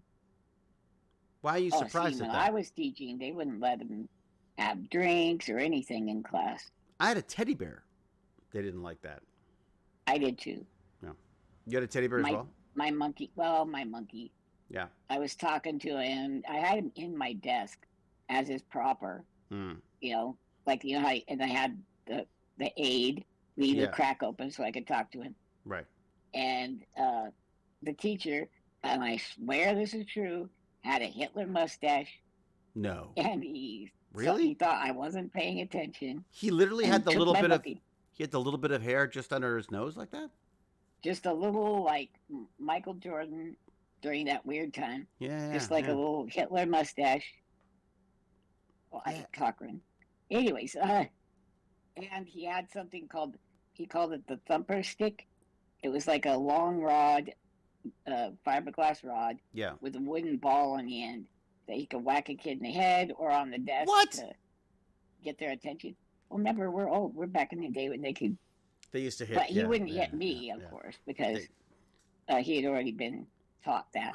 I got But, hit once. Like I hit once by a priest with a ruler on the hand. Man, I laughed, and boy, that pissed him off, and he hit me again. Ooh, that was a really good hard. idea, though. Yeah. Did you laugh at him, and then you should have done like No, it was just embarrassing. There's like this old guy with a big red face trying to whack my hand, and he sort of missed Yeah. my hand and hit the tips of my fingers, which hurt even more, I think. And then he got Oh, really angry, and he did it again, and it actually I had a bruise on my hand from it. Oh, yeah. Oh. Yeah. But you didn't say anything.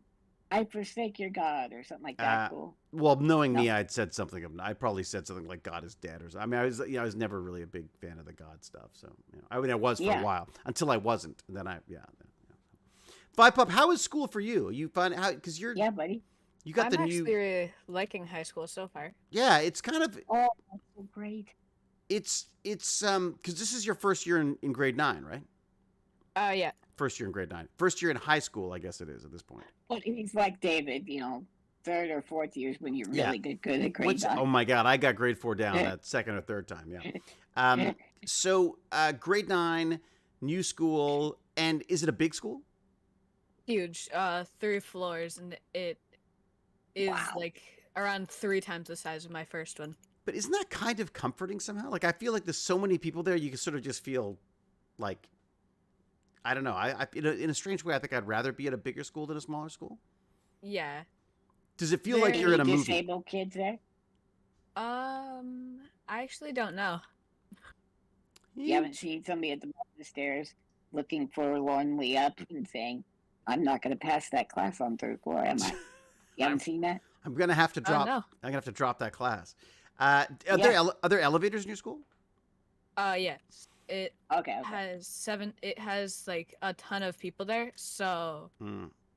they need to have it really up to standard. I'm pretty sure it's the correct word. I don't know. I remember they had an elevator in Baz's elementary school, and we had to use. We're the only people who used it, other than the janitor who sort of set up his office in there. So there was just like all the mops and all the brooms and everything. Like, God forbid someone actually need to use the elevator. You literally had to empty it out to use the elevator, because we had to come in with Tech Bandit stuff. So I had this big orange cart full of tech and stuff, and there's no way we were lifting that up the stairs. So we used to take the elevator, and he was always like, and he'd be like helping him move all this crap out of the elevator. I was like, or you could just leave it out. Or not put it in there. You could maybe not put it in there, and maybe it could be, like in a freaking janitor's closet, like it's supposed to be. Yeah. But, yeah. I'm guessing you didn't want to walk okay. up the stairs either. I don't know if you saw what your high school was like, David, but the elevator in mine was at one end of the school. So We didn't have an if elevator. I had a class that was right upstairs, Yeah. I had to go all the way across, go up the elevator, and come all the way back. Yeah. You get what I'm saying? I had to traverse the well, school both ways. We discovered that when we brought that old wheelchair home. Like, there was we got this wheelchair for these for the motors, and we went and picked it up, and Baz and I took it home on the subway because I don't have a car, and I thought, well, it's a subway. Well, did you leave the disabled person on the ground, or did you make we sure? just dumped them out. We just dumped them out and Okay, ran. yeah, Dumped them and ran. No, actually, it was really funny. Was the woman who gave it to us was like, it was her father's, and her father was. Oh. And I said, well, I'm so sorry that he doesn't need it anymore. She goes, oh no, he wants it, but I want to get rid of it because he shouldn't be running around. So she literally got rid of it while he was out. She sold his wheelchair. What? Yeah, I was a little torn on whether we should take it or not. But anyways, but we took the subway home with this thing, and it was exactly the same thing. Like, we got off. First off, it was hard to get off and on the trains because there was a giant bump and a gap. And did you ride in it and pretend like you were disabled for that? No, Baz sat in it. Come on. Baz sat in it at first, and then he got uncomfortable, which understandably, because he said people kept looking at him like people treated him totally differently. It was interesting, huh? Yeah, like there was a lot of like sympathetic looks, and then people would just step out of your way, and then and there was like a guy with a bike waiting to use the elevator when we finally found the elevator. And he was like, he just got out of the way. He wasn't even going to try to get on the elevator with us. So wow, yeah. So Baz felt that power that I always. I was trying to tell him with. I was trying to convince him to get up when I said, "You can walk, son. You can walk." That would have been great. Yeah. Then we would have gone to jail. Yeah. No. So There's no money exchange. I think there are elevators at just about every station now. I think, but again, it's an afterthought. They're all afterthoughts, right? Like what? Yeah. I mean, understandably, No, not understandably. What am I saying? We just didn't think of that. We did not. It never occurred to my high school had a narrow flight of stairs that led up to the grade 4 classroom. That even as a grade 4, I had difficulty getting up. So there was no one with any kind of a physical disability relating to mobility was getting up those stairs. And there was no elevator in our school. There was none of that stuff. None of it. So. Did you have any kids in wheelchairs or anything when you went to school? No, one of my best friends had a partial limb. That was the closest we got. He was like a little baby hand? He had like a baby hand, and he he would fling his arm across the field, and we used to just crack up. Like, he just cracked us up all. He was one of the smartest, funniest people I've ever known. And he had this partial limb, and he would just literally, just randomly, like, you'd be like walking along, changing classes, between classes, and suddenly like this freaking arm would come flying through the air and just land in a bush or something. Now right? we have to be clear. That's a prosthetic arm. That's a he's prosthetic tossing, arm. It's a prosthetic not arm. the rest of his baby arm. Yeah.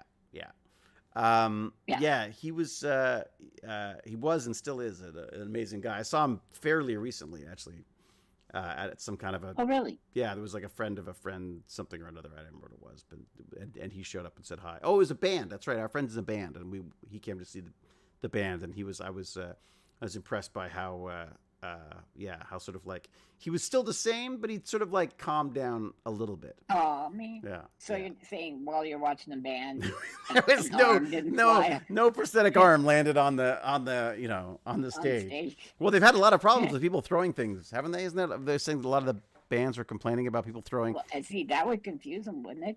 That's they're it. like, no water bottles, and then the arm flies up, and they're like, not sure where to qualify that one. Who did that? And it's like you're kind of you're caught dead to rights right there. Like it's like not me. Well, where's your arm? Disclaimer: no stages were harmed in the process. Thank you, Wormhole Extreme. My friend used to use his false leg as a bat when we played cricket or rounders at school.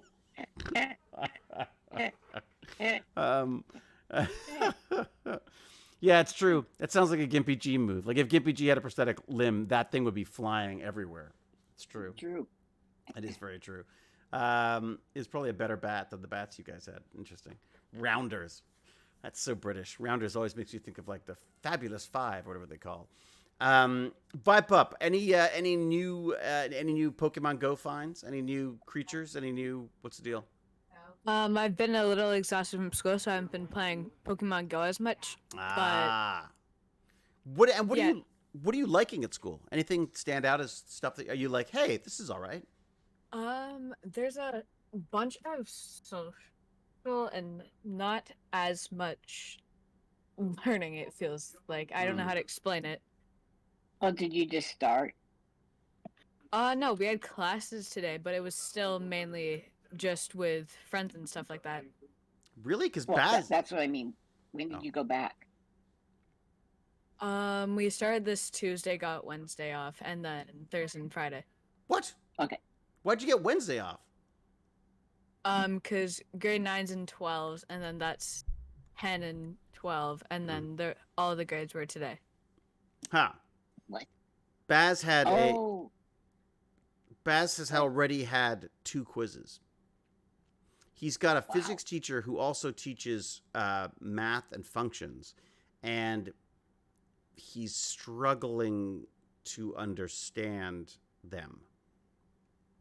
Physics or functions? No. Apparently, she has a very strong accent, and he's struggling to hear what she's saying. I always explain it this way: I'd have a kid draw a bunny up on the board, right, and then go, okay, a bunny's like a function. If a bunny eats carrot, it just makes poop. It can't make poop and a cheeseburger. Right. So a function has to have only one outcome. Right. So that really helped with that. Oh, interesting. I see. Okay, so there's it doesn't matter what you put in, out comes the poop. You can only have one thing come out. Like I said, you can't have disco ball. Could you have multiple things go in? What could go in? Yes. So functions you could feed a carrot you could feed him a carrot and a disco ball, we'd still get poop. Correct. Okay. Well, it doesn't have to be the same poop. It could be, with sparkly poop. It'd be like sparkly poop at that point, but yeah. For every individual food you put into the bunny, you only get one individual outcome. Got it. Very good. Poop. As opposed to things that aren't functions, where the y part is squared, where you could put in a 5, and the answers would be 5 and -5. See, that you can't have 2 answers. I see. Okay, that wouldn't be a function then. I see. Then it's not a function. Yeah, then it's an equation. Baz was doing some chemistry stuff today as well. Nice. That I was amazed at, because he was like, well, Dad, don't you know the don't you know the table of elements? I was like, nope. I never took chemistry ever. David was like, sure, I know the elements: earth, Yeah, earth, wind, and air, fire. Yeah, fire, they're a band. and sometimes ether. Yeah, and magic, and there's also magic, and right. magic, of course. Yeah, there's like good magic, and then there's dark magic, and then Yeah. So I never took chemistry, but I mean, like I knew of the table of elements, and I understand Well, yeah, a certain you were amount famous of it. in the 80s. You knew about chemicals. Oh my God, yes. Or 90s. 90s, maybe 90s. Or was it 2000s even? Yeah, Might have been- 90s, might have been, if you feed berries to a wombat, you get a furry dive coming out. That's a function. Okay. This is math. This, Yeah, this- it's, that's a wombat. That's what the. Oh, I see. Nope. Still don't understand. their poo is squared. Their poo is square. They have square poos. That is going to take a while. That's gotta be dice. Dice. Ah, furry dice makes more sense than furry dive. You see where I think it was in the delivery. I think I'm sure it would have been much funnier if we True. understood what was if like the function we understood what was going in and coming out. Yeah. Now, do they have to have like a guillotine-like sphincter to get that to cut off as a cube? As a Like, how's that cube. work? Yeah, that's not. LOL. That's all we got. These are the questions we ask on this show Well, it's funny. because it's science. Well, because okay, so this is I got in trouble this morning because of this. Baz was talking about there were the metals, and then there were what were they called? There's the metals. There's like the semi-metal or whatever it's called, or the partial metals. What are they called? There's like someone will answer this in a moment. In a moment. You have the so- noble gases. You have, I think I the didn't- rest of them are salts, aren't they? I don't know. This is my thing. It was like they were divided up into metals and then a non-metals and all the rest of it. And I was like, well, okay, but then what's a metal? And I said, like, so what actually defines something as a metal? Like, I was curious. So I spent, of course, the morning looking at YouTube videos about all these different things. And really, it's like this table of elements, I've got to say, it looks so impressive and so complicated. The reality is, it's just a freaking picture.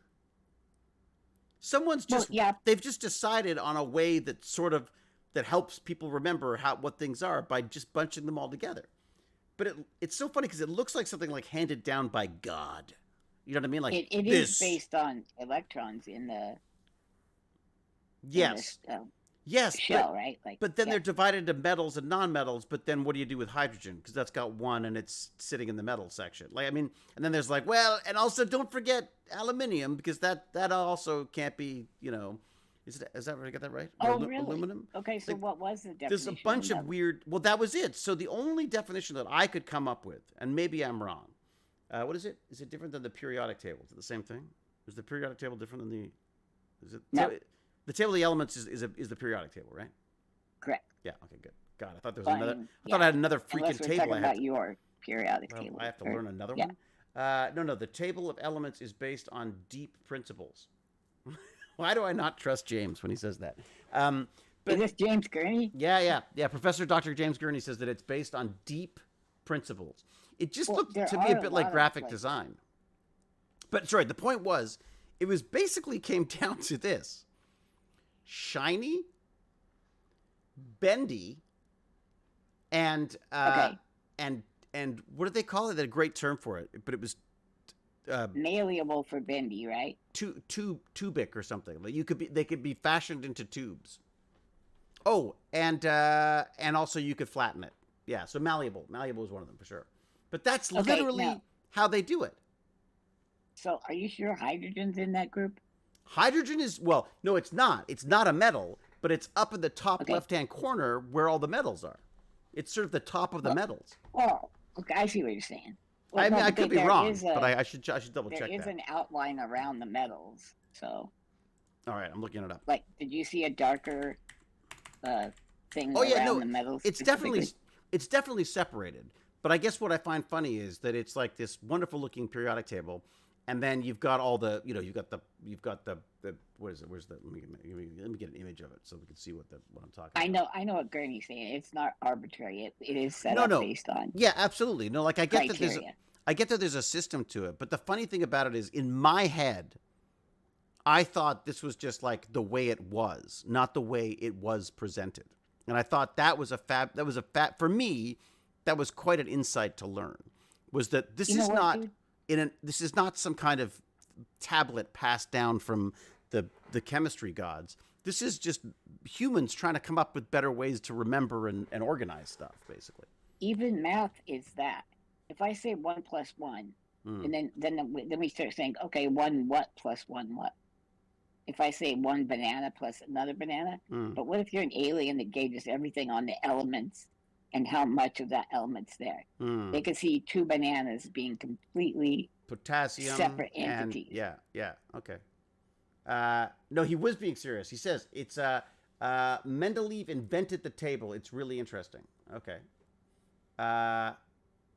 To James Gurney. James Gurney, yeah. No, the table of elements is based on deep principles. No, okay, yes, they're based on deep principles, but it's funny because it's not. Well, I don't know. There was something strangely sort of graphic design about it that I thought was interesting. That you've sort of got like, well, it's nice to have a little 1 cube on the top of each one. So let's put hydrogen over here and then helium on the other side. And even though hydrogen should really be with the other whatever they are, is it gases? Gases. Most things are gases, anyways, aren't they? Isn't that the general thing I got out of it was either they were metal or basically they were gas or they were at a brittle. given temperature and pressure, right? Yeah. We have to say at sea level at certain temp, probably. Hydrogen is a non-reactive non-metal. There you go. Yeah. And they didn't know where to put it. Movie. That's what I found funny about it. Is they didn't know where to put the hydrogen. It's a non-reactive non-metal. I just thought that was, that's what they're saying. Even humans produce gases. It's true. Some of us more than others. Yeah. The table is organized around electron shells and valence electrons. Yes. True. I guess what was funny about it, and I think, is that I think there tends to be you build up all of these, you have these belief systems in the stuff that you get taught at school, and when I asked Baz about what was a metal, I thought it was interesting. His response was like, "Well, that's, it's a metal. That's like saying, what's an orange?"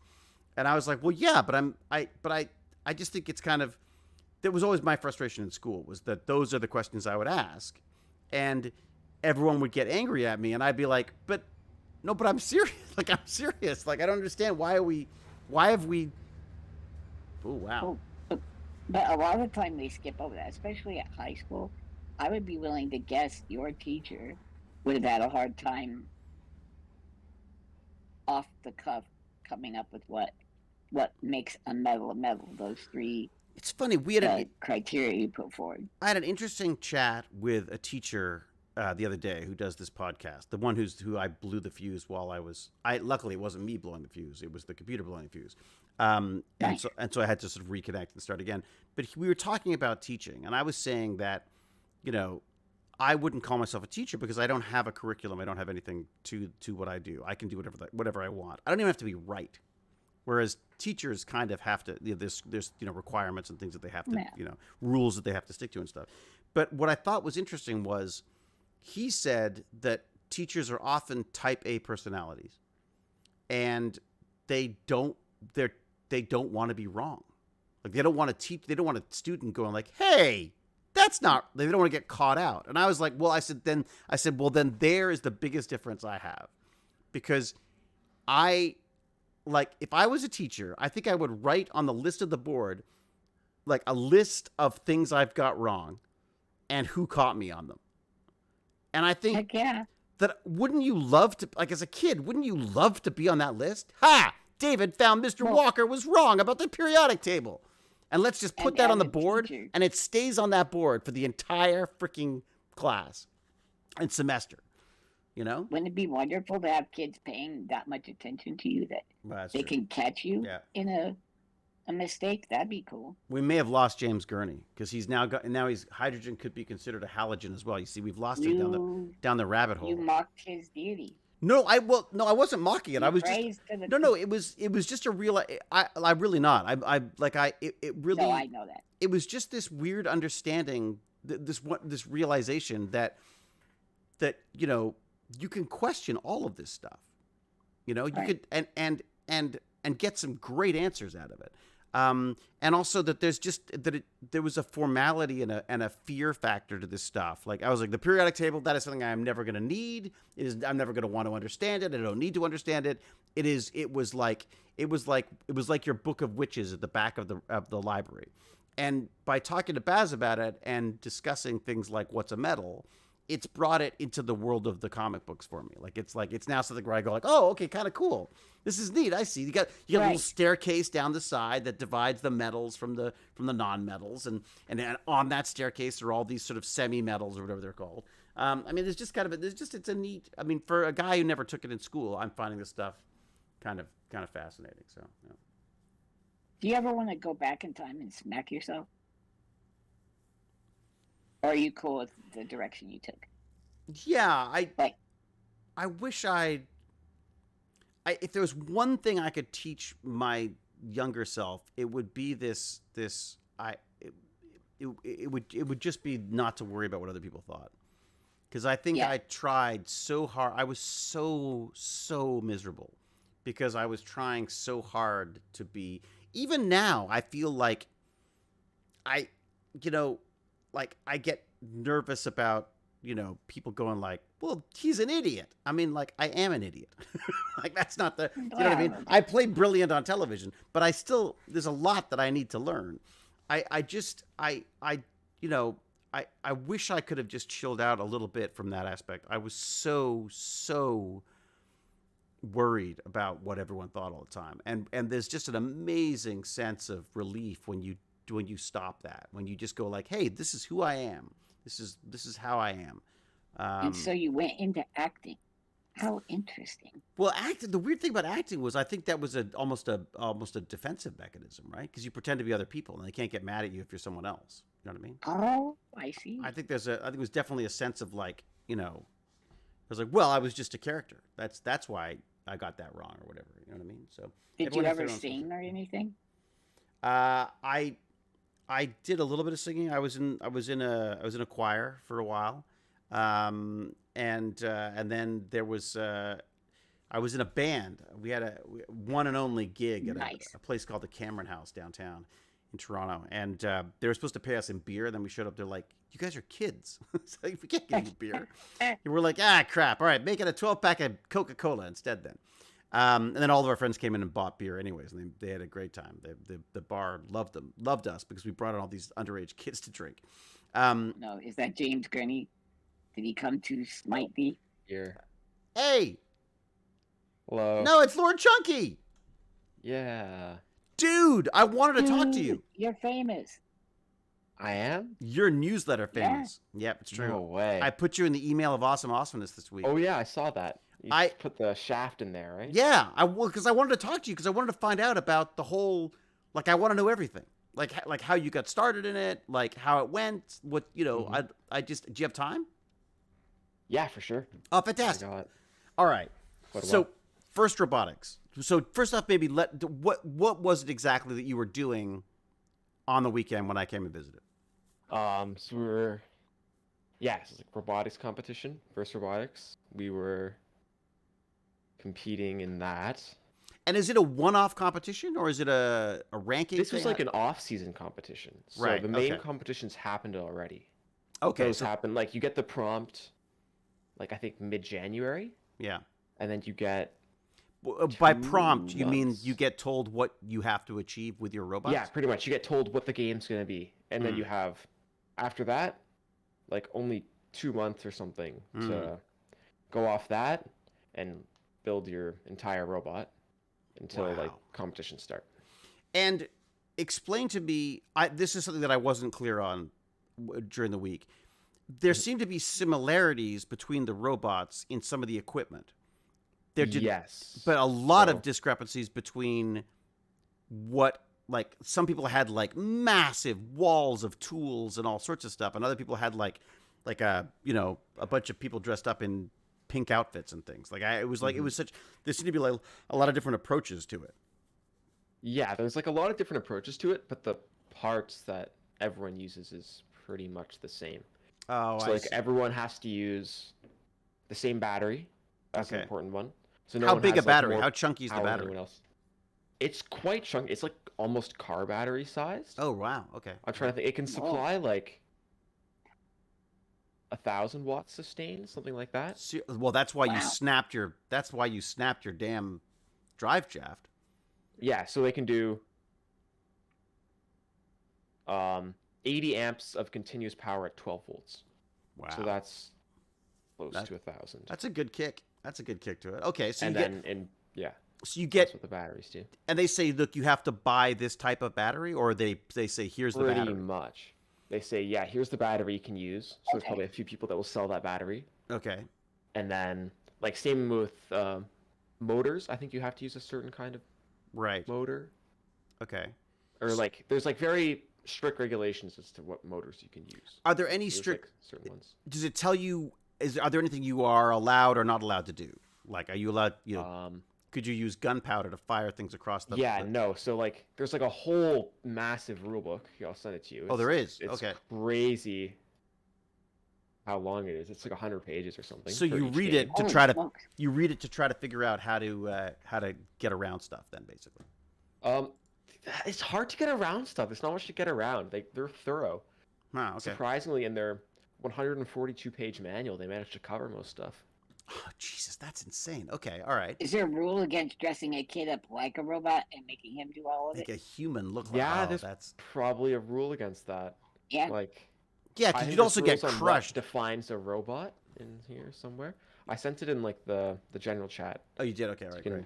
gloss over if you'd like. But there's a lot of stuff like Whoa. I was looking into using fans on the robot, right?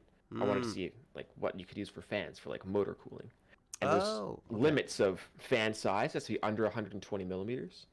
And So there's what about limits liquid of fan cooling? current too. You can't have a fan that's over 1 amp. Could It's you do interesting. liquid cooling?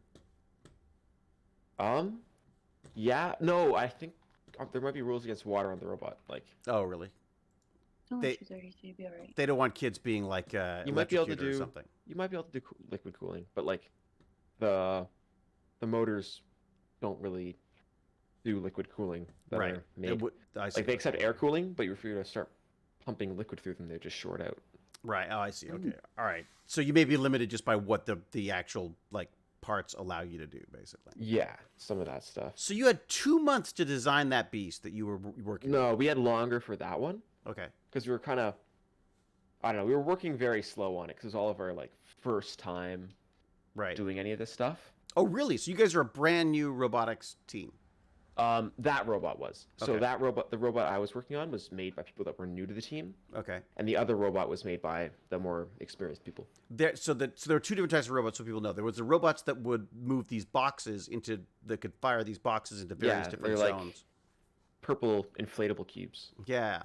And then there was the pylons, the little like traffic traffic Yeah. cones. Small ones. Those were pretty cool though too. The way that system worked, where they grabbed it and sort of like ratcheted it up over onto these things. It was really Yeah, there's lots of different ways teams did it. So, and it sounds like you had the best time. Oh yeah, it was fun. You were there for like all day, every day for like 3 days or something, wasn't it? 3 or 4 days? Pretty much like 10 to 9 10 to 9. both days. Hey, ViPub, do you have a First Robotics or Robotics club at your school, your new school? 10 to 9? I Yeah. have not looked into it. I'm pretty sure it's grade 10 if it is. What do you think, Lord Chunky? Is it? Do Um, you know what grade you have to be in to be involved? Like you can start in grade 9. There's a lot of grade 9s on our team. Oh, there you go. At my school at least. ViPub, But, you like, should look some into it. It's schools, they pretty might cool. not want grade 9s. I don't know. Right. But you should look into it, ViPub. It's pretty freaking cool, I gotta say. It's Mhm. like it's like WrestleMania for robots. Only it's, Not quite, except they don't really fight each other, and there's lots of rules. well, but they were bashing off. Like, there were people, like, running defense and knocking people over and stuff. It was oh like, yeah, you can do that. but, Yeah. like there's rules into how you can defend and what makes it. oh, Are really? you playing Or like not. hockey or something? Like What's No. clocky? I think Soccer? No, no. Soccer. Well, it's not You can look up the soccer. game. Like you can look up FRC. Yeah, there's a. I there's- should. Like FRC 2023. Go wait a to sec. videos and there's I lots can of stuff. show. Wait a second. I can probably even just show a little clip on. Like you can look at the even just like the championship. You could look at real quick. Yeah, let me have a look. All right. Yeah, that way we could see, like, is there a basket up high? Is there a... Oh no, what no pie would Scoring. survive this. FirstRobotics. Okay. All right. So, and how did you get involved in this? Like I don't know. I just joined the club at my school. Like I saw robotics club. I'm like, that sounds interesting. So I joined that. And then they signed you up for this competition. Yeah. So like the club is. We There we signed go. up for it. Like the teacher signed us up pretty much Okay. for this stuff. Like that's. It's what the good to have teacher will do a most of the goal, time. right? Mhm. Something But- to work toward. Yeah, it's true. Like you probably Yeah, wouldn't exactly. build a robot unless you have. Wait a sec. Where's the competition? It's why is it not on their YouTube So channel who yet? took last? And did you, like, really rub it in? Who took last? Yeah. You gotta- Technically we got last because like Oh, God. What? how it works is like But you guys were in kicking the end, ass when you I was form there. these alliances of three, pretty Mhm. much. Like there's 8 teams of 3, Okay. and then yeah, so like the top teams will like usually pick each other, so they'll end up with one top team, but then they Right. don't get to pick again until the very end, and there's only like very like bottom teams left. So like usually how it goes is the top teams will have 2 really good robots and 1 not so good one, Right. or one like Okay. and one of the worst ones, and then as you like approach the end, you'll get teams with just like 3 average robots. Like that's what we were. We were the team with like 3 middle of the pack robots, but the issue was the other 2 we were with were broken. All right. For some reason, No. for some Yeah. reason, I can't find the actual one that you were in. But I'll move myself. Oh yeah, it's hard to find the videos of stuff. It's really I know they're not. I guess are they worried about like I think they privacy or stream it on something, or- Twitch, but they don't archive it. Yeah. or anything. I was on Like, Twitch and I was trying to do save. I was trying to save clips, and it was like, "Nah, you can't do that here." Let me it's let me weird. see if I can show you on this, so people can see. This is their little. Oh. This is like one of their little promo things. Here we go. See. Okay, okay. Oh, wow, that was so official. So those are the Oh, purple people. cubes. Everyone, welcome to Finals Alliance 1 versus They're Alliance cubes? 2, the best of the best, right here Mhm. in this Yeah. regional. That's on cool. this So field. what the Starting off first with thing a that ton they of do? we got a I'm gonna get rid of the race. sound. The first thing they do is like this balance thing, right? Yeah, so like there's the first 15 seconds, the robot it's like auto, so like there's no human input. It's You can autonomous. Program Oh. yeah, autonomous. So you can program the robot to do whatever in the first 15 seconds. Mm. And, And most people have decided that getting a balance on that weird balance thing is the, balance best thing points. is yeah, it's worth a lot of points if you get a balance on it during the auto. So that thing, Lance, flops back and forth. So the robots have to figure out Yeah, how to I find saw their that. center It's of like a gravity. teeter totter, and you have to balance it out when you're Yeah, on it. see, So- look, they're bashing into each other. It's like this. It's like it's mayhem. Now, who was the driver on your team? Were you a driver? I was one of the drivers. Yeah, Dude we was switched driving. around with the Nice. drivers a lot. They shouldn't have switched around. You were doing well. You were nailing it. I was doing pretty good, I think. Yeah. yeah. I was- Is it? How do you decide who does what? Like, how do you not like fight the entire time over the controls and stuff? Well, because there's like 2 separate controllers, right? So one is like the driving controller that Mhm. will like move the robot, that kind Yeah. of stuff. Yeah. And the other one, at least for our team, is like the intake controller. So that controls like arm up and down, the actually like intake where it like Oh, sucks really? it in. So you've got different people controlling the grabbing of the things to put places? Yeah. Oh wow, Wow. that is So complicated. there's 2 Like the- people controlling it. Here's a crazy And then question. there's also like Oh, yeah. all the different like powers of shoot. So we have like a 20%, a 40%, a 50%, Oh wow. and so we use those to shoot from different spots on the. So you're gauging how far away. Well, wait a second. Okay, let me ask you Yeah, this pretty though. much. Like, could you use any autonomous tools to help with that side of stuff? Like, could you come up with some way of going like, okay, let the robot figure out how best to get it in the spot you want it to get into? Yeah, you could do some of that stuff. Yeah. Like a lot of teams, there's this thing called like a limelight. So what it does is there's like retroreflective tape all over the field, which is just tape that will reflect light shone at it from any angle. Okay, right, yeah. So no matter where you shine light. And then, so there's these cameras with lights on them that will pick that up. So they can gauge like distance from certain objects and help you align with certain things. So a lot of teams will use that to kind of partially automate some of their stuff.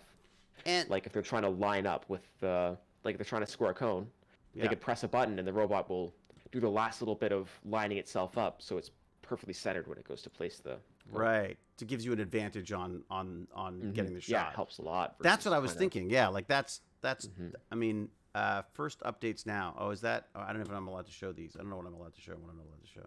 First updates. You're fine. I think it's try and add copyright protected something like that to our robot too, because we have those limelights. We just don't have one on that robot. Okay. And why not? Because it was just an added complication you'd want to do. Oh, look at that one. That robot's fallen. And we were really running out of time near the end because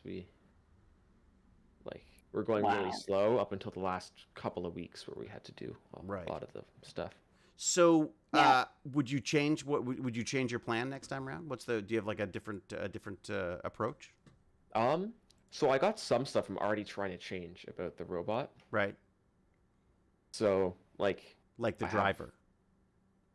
The drivers partially, yeah. And I'm working on this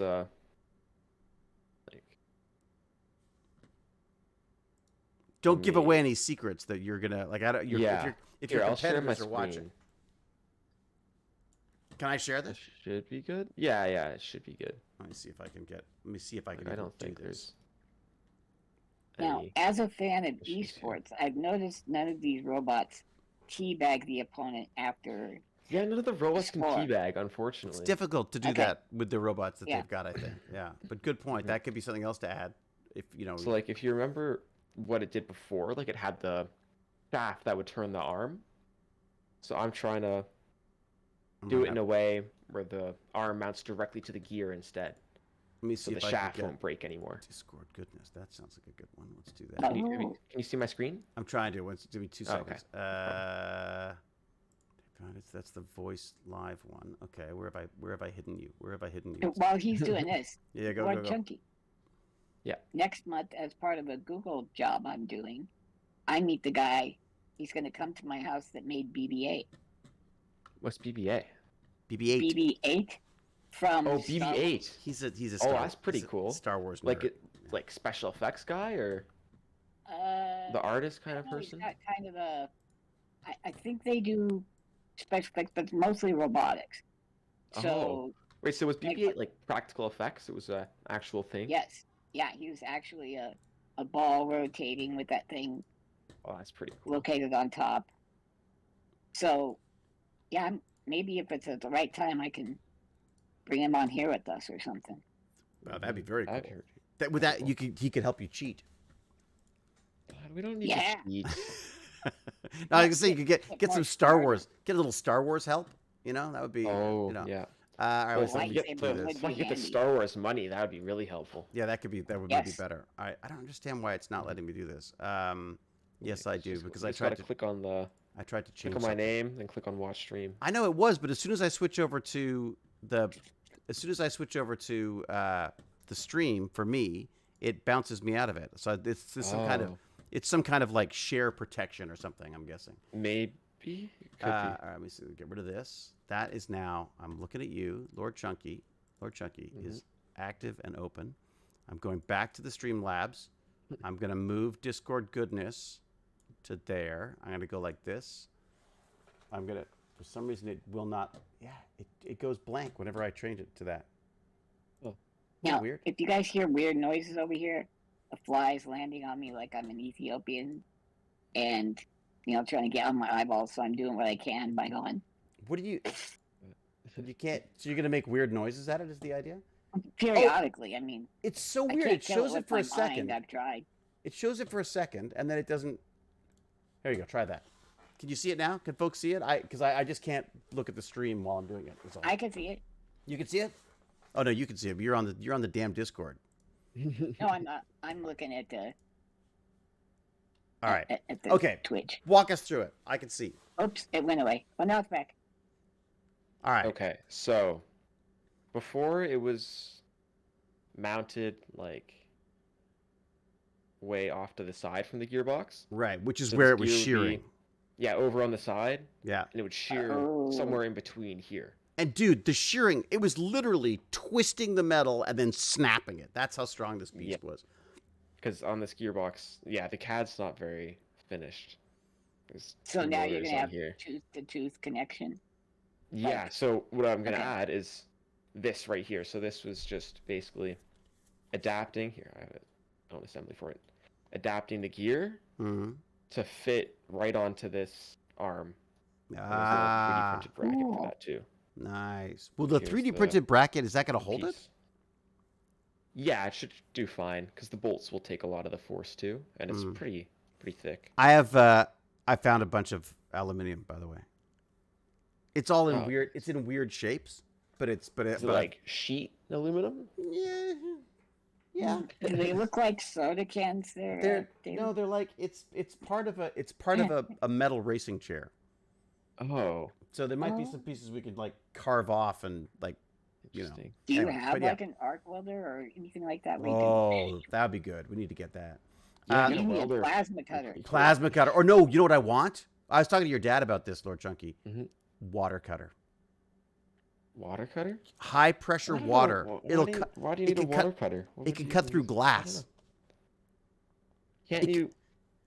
it- Like some stuff that you can do like on a laser too, no? Well, the laser, yeah, but the laser you got to burn it all off. There's water; it just goes through it like Man, butter, Look at Yeah. David. like butter. He's so hairy. Is there any reason you flammable. want to CNC or any reason you want to machine glass? No, not cool. really, but it would be nice to be able to, you know. It would be, yeah, it'd be pretty cool. It's just things to do. Okay, so you but it's actually really good for cutting metal because it's so the precision is great. It's like because it just blasts away the part you need Yeah. as opposed to slowly. Oh, I've heard they are pretty Yeah. good. All right, so then you got a new arm set up. It's some kind of a new arm Mhm, design. yeah, new arm setup. So that's Okay. the idea. That'll stop the shaft from getting all twisted. Okay. And ideally, I'm gonna get a new 3D printer soon, Ooh, what are you looking at? whenever it's in stock in Canada. What are you looking for? Um, If you get a better 3D printer than me, I'm coming over I there will. and I'm stealing your bike. Can you use that is filament that you can bake and at least it's like Oh, a you're- metal? You're going for that, huh? this one? What What is the it? A bamboo? quiddy? No, it's Not the Chi bamboo. X+3. The bamboo. Yeah. This one, kind of better than the bamboo. I don't know. So like Is it? similar print quality, Yeah. but it has a heated chamber, which is good for a lot of materials. Right. Yeah. Especially more in my like- garage. Yeah. Open source in a way, like less proprietary parts. But bamboo is supposed to be open source. Bamboo's like very proprietary. in It is all now, their but it's parts. all based on open source stuff, though. Oh yeah, this is based on some open. Like this is like Clipper too. Like, Okay. Yeah. Yeah. Oh, like what's the this? Clipper firmware, Yeah. All right. and like but it's like a weird form of it. But So that's it's not, like, $1,000 super open bucks. Is that source. $1,000 American? American. It is $1,000 American. Wow. Yeah, it was cheaper a bit. Oh no, I feel like that's Canadian. Oh, is it? Okay. Yes, ENCA. Okay. All right. Yeah. 1,000 all right. So Canadian. Canadian. So It's just 1,000. not, That's not um, bad. That's not too bad. I emailed Oh. the support and they said it'd be coming in stock to Canada by the end of September. Okay. All So right. I'm just waiting for that. Now- If I were to get Wait a it shipped second. Now it costs like. Why 200 doesn't the bucks to ship it. school cover this for you?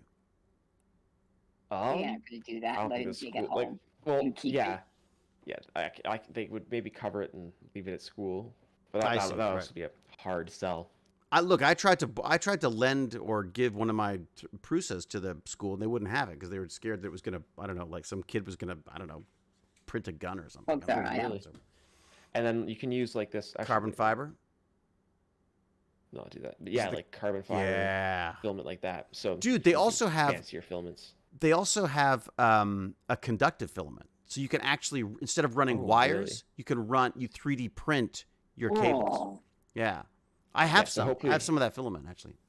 You know that idea you had for me having buttons that just pay attention to my motoral nerve ending? Yeah. The EEG ones. Yeah. Could you do that? Use that kind of filament to make the thing that I like wonder.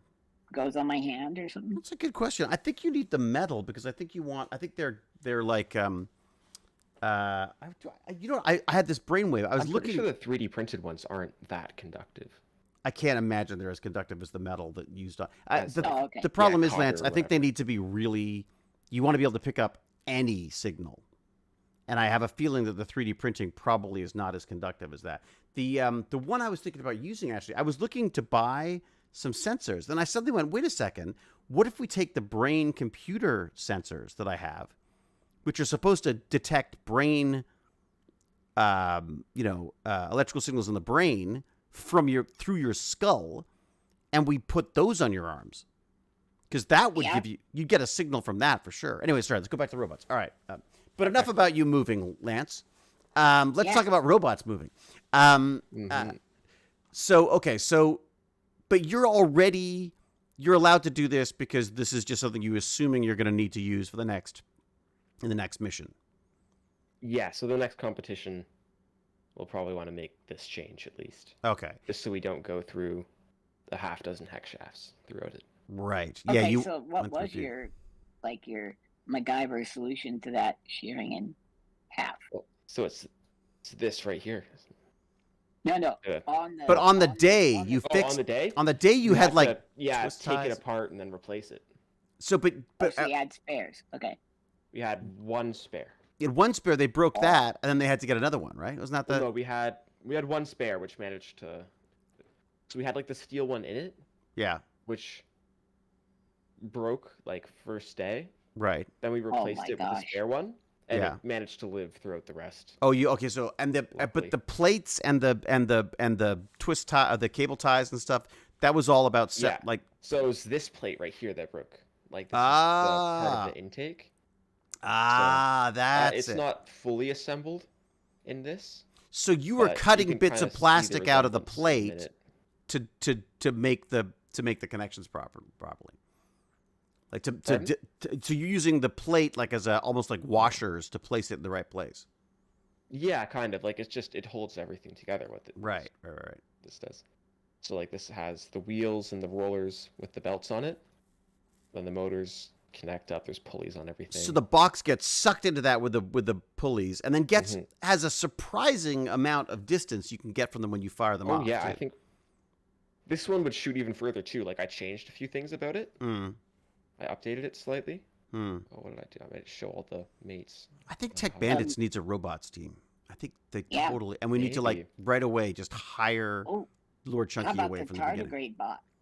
Ooh. Oh, and David, I might want to machine these on your thing. Your Yeah. Your CNC machine. his Yeah, Word for sure. apps. On my, you It's mean like- yes, with my manly This one abs. should be really easy to do because it's just made out of polycarbonate, so it's just plastic. Okay, so That's we just how you cut grate it. cheese, right? We just cut it out of. We cut it. Thank you. We cut it out of. Just cut it out of a plastic, basically. Yeah, pretty much. All right, That's great. it. Yeah. And then that way it would be like way more accurate and things would line up better versus the hand cut version, which things didn't line up as well. Oh, is that what you were using? Yeah, we hand cut those. So like That is we did tough. them on the what was it, like bandsaw? You cut you out have- this part shape on the bandsaw. Do you have and the then just little? drilled all of the holes. Do you have like the little micrometers and stuff where you can sort of measure all this stuff and? Or caliper? Is that what Is they're it called? calipers? Yeah, Yeah. and calipers and stuff too. They're, But it's really tough to oh do god, no! stuff. To cut it by hand, It's forget like- it. That's like impossible. Yeah. All Um, the errors are gonna add up things. Yeah, absolutely. Electric wheelchairs have converted to chain drive instead of belt drive on most. Really? That's cheap. I thought Yeah, the chain. just for strength. Oh, Yeah, I thought the chains are band stronger. drive would be smoother. No, it'd be like same smoothness. I had the motorcycle I think had. with I the- went from a the belt chain drive drive would- motorcycle to a belt drive motorcycle, and I couldn't get over how smooth it was. I feel like belt drive would last longer too. I don't know. It'll have I think stuff you're being rust. ripped off, Lance. Oh, they even have direct drive, like what Lord Oh, Chunky was yeah. showing, like, yeah, Yeah, that drive shaft thing, that's pretty cool too. yeah. Well, you should see the wheels on this thing. They've got the omnidirection wheels. This one doesn't have Right, like can I see omnidirectional that? ones. Oh, this one doesn't. Oh, But so the this ones, is like this. the one you The had other did that. robot. Yeah, it's really interesting. Wait, I'll show those. So this is And by the way, so everyone knows, these are not parts that Lord Chunky has just thrown into as imported. He's like built these. these ones I imported. Damn it! You're making a liar Okay. of me. Well, these would take a while. God, to you're make. the I could worst design guest something like this, ever. but it would not Worst, be very quick. worst robot guest ever. Like this one I made. These I imported. These All right. Okay. So these are like the drive things a lot of the teams use. Okay. All right. So And what do they make allow these? for? Do they make these things available to you? They make these models available to you? Yeah, they make these models available, so I Right. can just download these. Okay. Good. Versus- Little known Right. fact: Hmm. Lord Chunky wrote "Oh Canada" that they sang before Shut up. the robotics company. So yeah, what these do is you have like one motor that Yeah. turns the wheel, or like one Right. motor that controls the angle of the wheel, and one motor that like powers it and turns it. Oh, nice. So you can do like really crazy things with how the robot moves. You I can couldn't make get over the it, movements. You can make it spin while going in a straight line, which is really funky to look at. Yeah, there was some people doing some like I called them crazy parking because they just the way they could like they would be at top speed, they would change direction, go backwards, and then just end up parking on a dime basically. Like it was just Oh, so wow. Yeah, precision was like it's amazing. really impressive what you can do with like these kinds of things here. Dude, they're fast and they are like they're like I understand why they have a plexi thing around the thing because if that sucker got out, you'd be like mowing down children and dogs and yeah, it'd be like yeah. Mm-hmm. Can you guys put those cheap G-force, I guess detectors? They even have like stickers that you can stick onto things and tell how many G's it pulled. At You could certain probably points. figure Oh, that really? out. I don't think it would be a crazy amount of G's because the robots don't have incredible traction.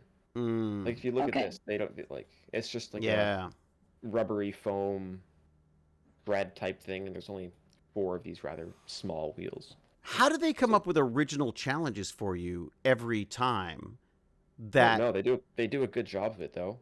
Some people's job is just to do that. Just think of the next game. yeah, that's Like American Ninja Warrior. it really is. Like that's what it is. I was saying that they should make it more Hollywood. Like there should be like cannons going off and like you know like and they should like Oh. introduce the robots like they should come out Tell of the like backstory of the smoke and robot. steam. Yeah, they should come out of like It was smoke and adopted. steam. Yeah. It was in an orphanage and had to be adopted by Lord Chunky and Son of a nurtured Dalek. back to life. Yeah. Son of a Cyberman Dalek that landed on Earth. This baby is yeah. I mean you could have like a lot of fun with that stuff. Oh, true. Oh, for sure. And okay, so you're working on this stuff right away now. Is there? Do you have access to the robot to work on it? No, not right now. We don't really have teachers to supervise some of this stuff. Where does the robot live then? While it's Supervision, whatever. Yeah. So What- that's why I'm just working on this stuff now. So when we do have like time to go work on it, we can just start doing stuff rather than yeah, thinking of what to do. yeah. You just like, get dive ahead of straight. the curve a little bit. Well, and you yeah. get to keep doing it for fun without having to actually have all the parts. This is what basically what I should do with trying to organize my garage. Instead of moving stuff around physically, I should probably just like model it and then move it around in a computer program instead of I'm not sure if that's a great idea. I think I And would. You have so much random stuff in your garage. Well, no, Just no, one I part. wouldn't do all of them. I would do like, Oh, just but, like the main. but just big like the main, things. like I've got to figure out where I can put the CNC. Jane's Yeah, like, you you've should got plenty of totally- space. You should do up like a sketch or something. Yeah, What you can do, you just go. Let's say I'm trying to They do a little have sketch, an app for that. Like on your phone, like you can and then you go can just take a plot picture out of the the size TV. of each thing. yeah. And That's then even so. has a weird footprint. You can make that too. Like, I was doing that with That would be- Shapeco or whatever it's called. There's like it's an Yeah. iPad CAD program because otherwise you're using Fusion or Tinkercad's a little. I just feel a bit lame. I feel this like is kind of like watered down Fusion. right. What we're using here. I think Yeah. it's so cool what you're doing, Lord Chunky. Oh my God, it's awesome. I went to Having see it. fun and learning. That's what Yeah. it's about. And it's fun to watch too. Like it really is like a fun event. You know what I mean? Yeah, it is really fun. I left when your parents did because I thought it was just creepy to be hanging around. Like, who's that guy? I don't know. He's just a guy. He's like someone's dad. Fair enough. You There's know, a lot of people that sat and watched, but yeah. it's I think I might camp out next time. Like I might just come and like watch the Maybe. whole thing. Or well, Yeah, here's feel free. but wait a second. I heard rumors that your Mhm. teacher who organized this isn't coming back next year. Yes, that's the issue. So, So what the main happens? teacher, was Well, he that had a really written by long Lord commute, Franken? so Oh, he's okay. switching to another school that's way closer to where he lives. But what? Okay, so what's needed to get that going again? You just need does the teacher have to understand the robotics, or do they just need to be someone who can? It helps to have people that understand the robotics, Right, but it okay. doesn't need to be. Can we volunteer or anything? Is there anything like can Tech Bandits help at No, all? because What's a lot of it's like teacher supervision. If you want to give us, like, team always needs money. right? Who doesn't? Yeah, okay. Yeah. So there's money, and so you need like sponsors and stuff. Yeah, like sponsors and stuff. We need to Like get people that know robotics are helpful too, but we have a few of those. You know, and we know oh my a decent God. amount of it ourselves. dude. You know what? I'll ask my ClearPath Robotics guys. Why Yeah. don't I ask them? They're like a big robotics company, and they could probably, they're also God. I mean, they're probably looking for people to work there too. So, let me ask them because maybe they do the sponsorship of that kind of stuff. Maybe if they're looking for to sponsor someone. Or all they right, so want they us to need sponsor them, I can sponsorship. totally give them an email to reach out to. Okay, and you've got a teacher who, is there any other teacher that you know of that's interested in this at this point, or because you've gone back to school now? Is there anyone in charge of this now? None that we know are interested. There's some that are like good candidates. I see. Okay. Do you think is there a robotics division like at a nearby university where you could get a mentor that could come by, or Like we have some mentors already. well, I mean, They to just- supervise and things Oh, like to that. supervise? No, because it needs to be a teacher. That's the problem. You need like a teacher at the school to do a Yeah. lot of the things. Yeah. Otherwise, I'd be there in a shot. Yeah. I You mean, could there, just steal the I'd be there keys learning and basically. make We were copies. thinking about that, but like it's not very sustainable. You'll get caught eventually. Oh, really? Yeah. But then you got David, who you can outrun, as your mentor. Anyone so, can. Anyone can. Yeah. Mhm. Okay, so you got to find. All right, so we'll have to work on teachers at the school to work on get, teachers at the school. That's a tough thing. because literally you could get like a French teacher to come in and just as long as they're there, they could be marking tests or whatever. As long as they're because you're just making sure you're pretty not much. killing each But other. it's Right? usually like a lot more of a commitment. Like some of the Saturdays too. What? Like we would go in on Saturdays. We'd go Wednesday and Thursday until around 9 o'clock. And you're not allowed to and have. Saturday from a- 9 to 3. You're not allowed an adult to do that. It has to be No, a you teaching need adult. Teacher. God, that sucks. Well, I mean, there could be some. Well, gosh, in America, things have gotten so bad they're America. allowing just people with a bachelor's degree to be a teacher. You don't have. I to can't even have to help get on that. certification. Yeah. Okay. Well, wait a second. So, all right. So we got to look at. We got to figure. Well, okay. So, and this is in order to compete in the high school teams, obviously. Mm-hmm. Yeah. Is there another robotics division that doesn't rely on the schools? Like, what do people do Well, that aren't? you don't have to be a school to be a team. Well, you But, like, don't. then we'd have Okay. to like separate the team from the school, which is its own challenge. We need like a space to compete in. We need like more Oh. sponsors because the school gives us a decent amount of money. If we don't have the school anymore, we need more sponsors and wait. stuff. What kind of money? What kind of money are we talking? Like Yeah. I don't know, a few thousand. So a few Like some of the $1,000s. better sponsor teams, Yeah. getting like over 50,000 a year. What? Seriously? Well, Yeah, But what like would some of Noah the some of pay to the have wealthier teams get that much money. his name plastered on a robot Team of this Team caliber? Aquaman. Yeah, Think like about Team Yeah. So Aqua. on a robot? Yeah. I like mean, yeah, like Hawaii some of our bot. sponsors give like much smaller amounts than 50,000, and you get your name on the robot. What do you get Or by usually like? company name. So what was your budget this year? Like roughly, you don't have to give me specifics, but like roughly. How I much? don't actually know. I think I'll totally know it for this year, Yeah. but since I was like just starting out this year, I didn't hear like a lot of the financial You know stuff. what, David? You should talk to the But I'd teacher. guess that a robot cost, like even just the small little rookie robot thing that we made, would have been here. Wait, let me look at. Oh, I don't have it open. But like if I look at the The parts list and stuff. Is robot, there- yeah, I need to think about it. Like each motor, like $30, so like 100. Like maybe let's say like 500 for the whole chassis. Hmm. The intake alone, it would be close to another 500, Mm-hmm. just because these motors are over Dude, 200 this each. screams Tech Bandits. Yeah, I mean, this is what Definitely. I'm thinking is like if we can separate it from the school, but you still get to So- compete. Yeah, Then- so probably like 15 100 to 2,000 for just our little That small reminds robot. me, I think everybody, we could do that. make sure you Yeah, like, but there's like other subscribe, and expenses donate. too, like registration Mm. and stuff like that. All right. Well, And we also, should. but like a full-sized robot costs Mhm. a lot more because remember like the swerve module things I was showing? Yeah. Those are 400-ish each. But once So you bought you're looking them, at a drivetrain costing 1,500, 2,000 on its own. but once you bought all of that stuff, it's just a matter of keeping it going. Like there's Yeah, an it's out. a matter of then. Yeah, but you have to buy some like new stuff each year though, because you'll need new See- building materials, more aluminum. See, here's what I'm thinking. I'm thinking we do like a Tech Bandits, robot. You invite whoever you want. You pick your people, and we'll film it, and that'll be like how we could like Exactly. you could like Yeah, like but the thing is, what space would we use? You need like a decent amount of Look at How- his garage. how big a Look behind space? How big a space? Yeah, Like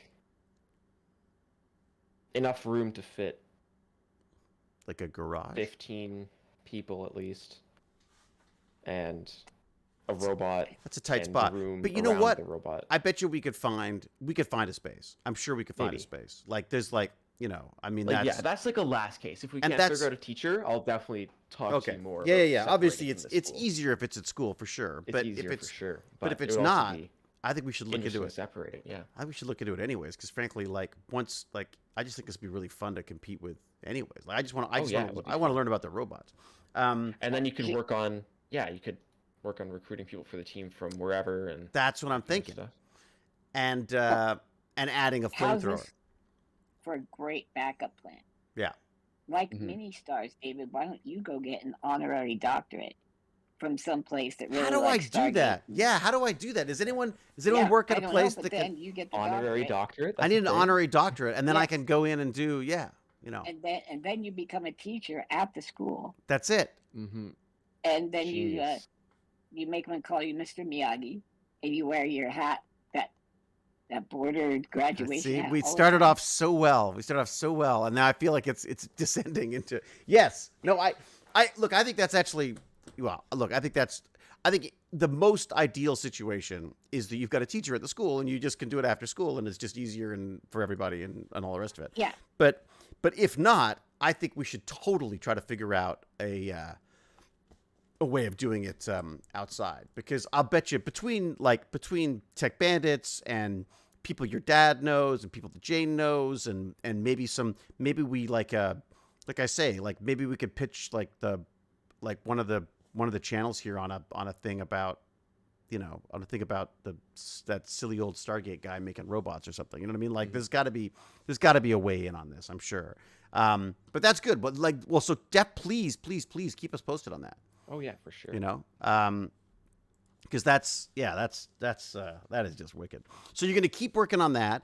You're going to build the parts so you're ready to go. Like you're going to build basically everything you can so you're ready to go. Yeah, I think I'll print And you're off sticking with the one of those low things for bots. the arm this weekend. Okay. Like I'll just Yeah. print it like low infill just to see if it fits, Right.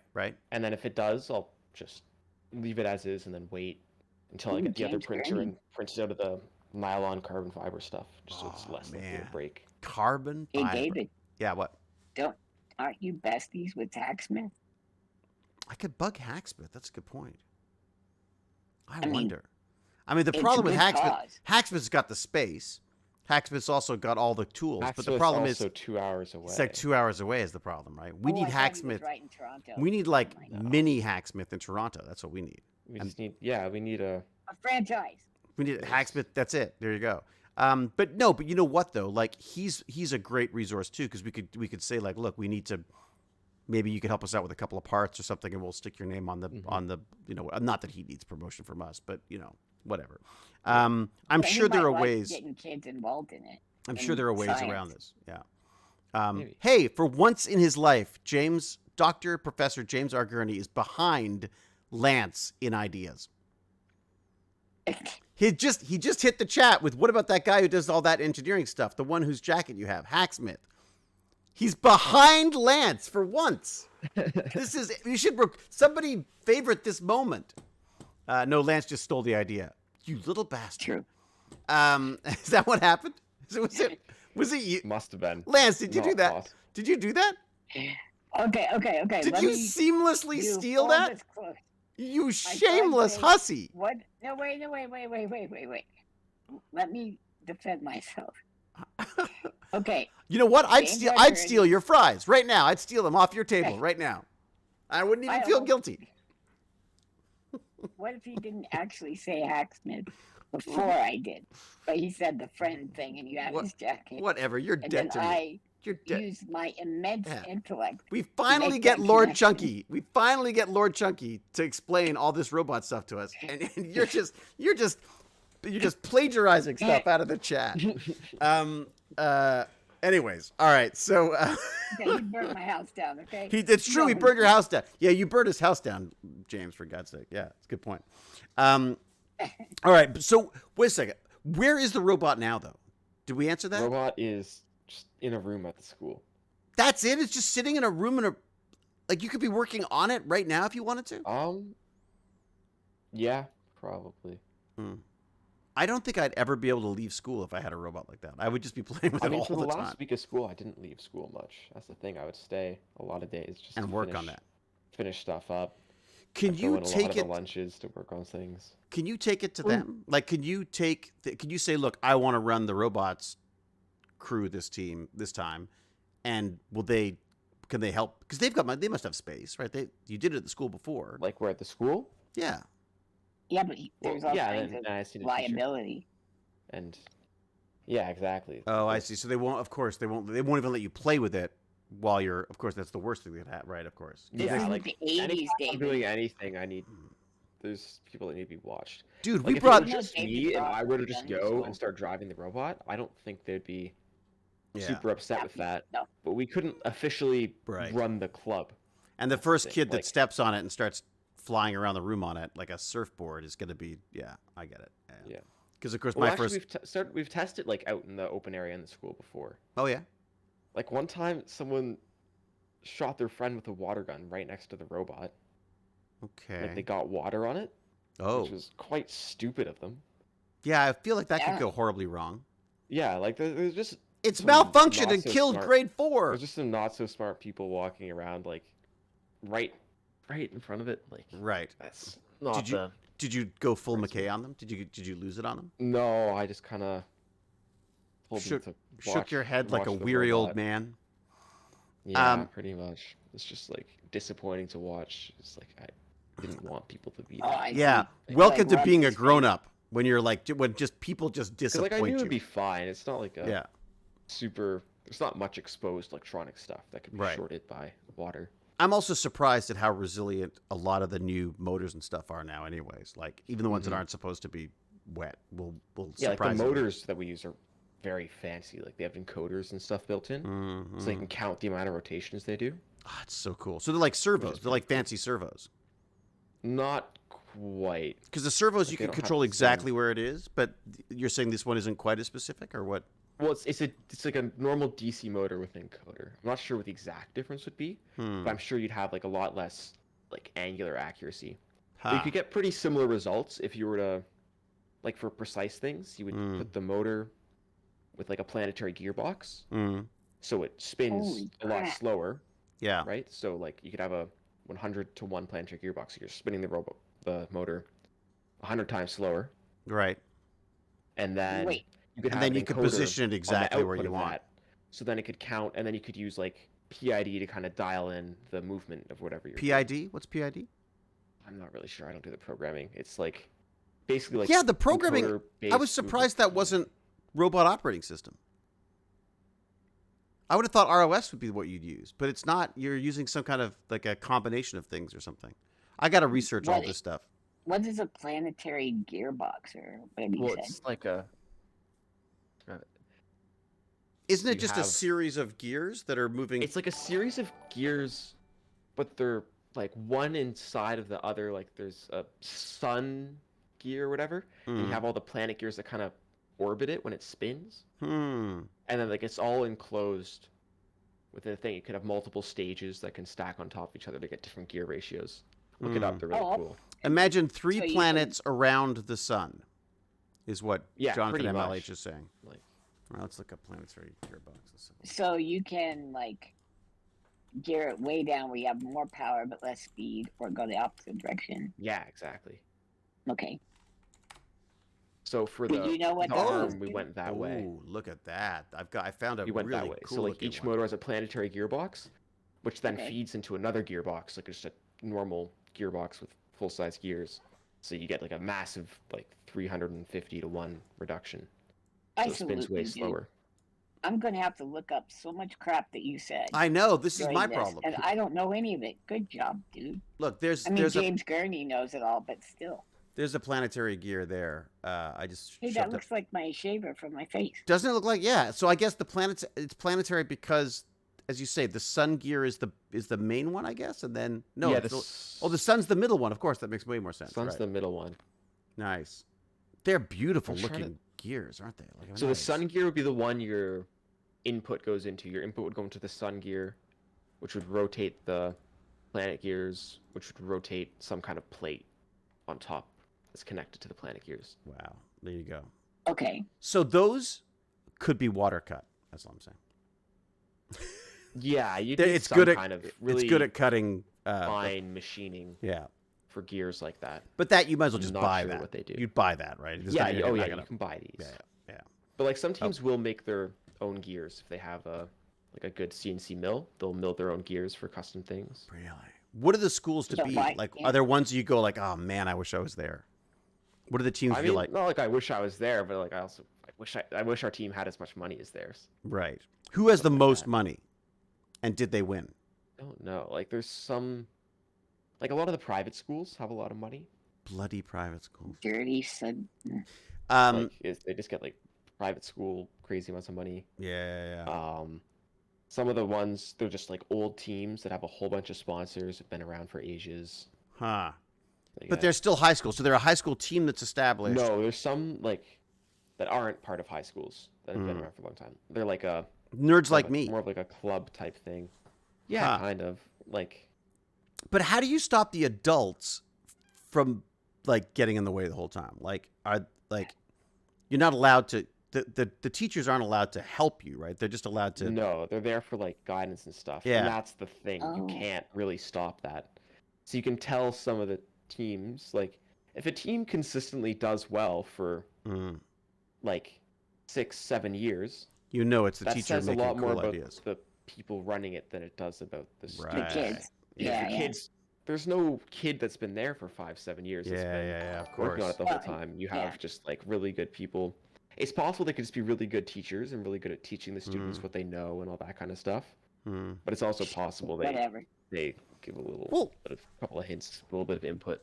But Lance, why don't you ask your BB-8 guy if Google wants to sponsor a, like a little I'm thing going about, to. yeah, and we could I like, think some Google might. I think Google sponsors some robots already. Yeah. and Lance, you and I can be like the But also, how it works with sponsors is they have to be like gotten by students. That's another Well, part of it too.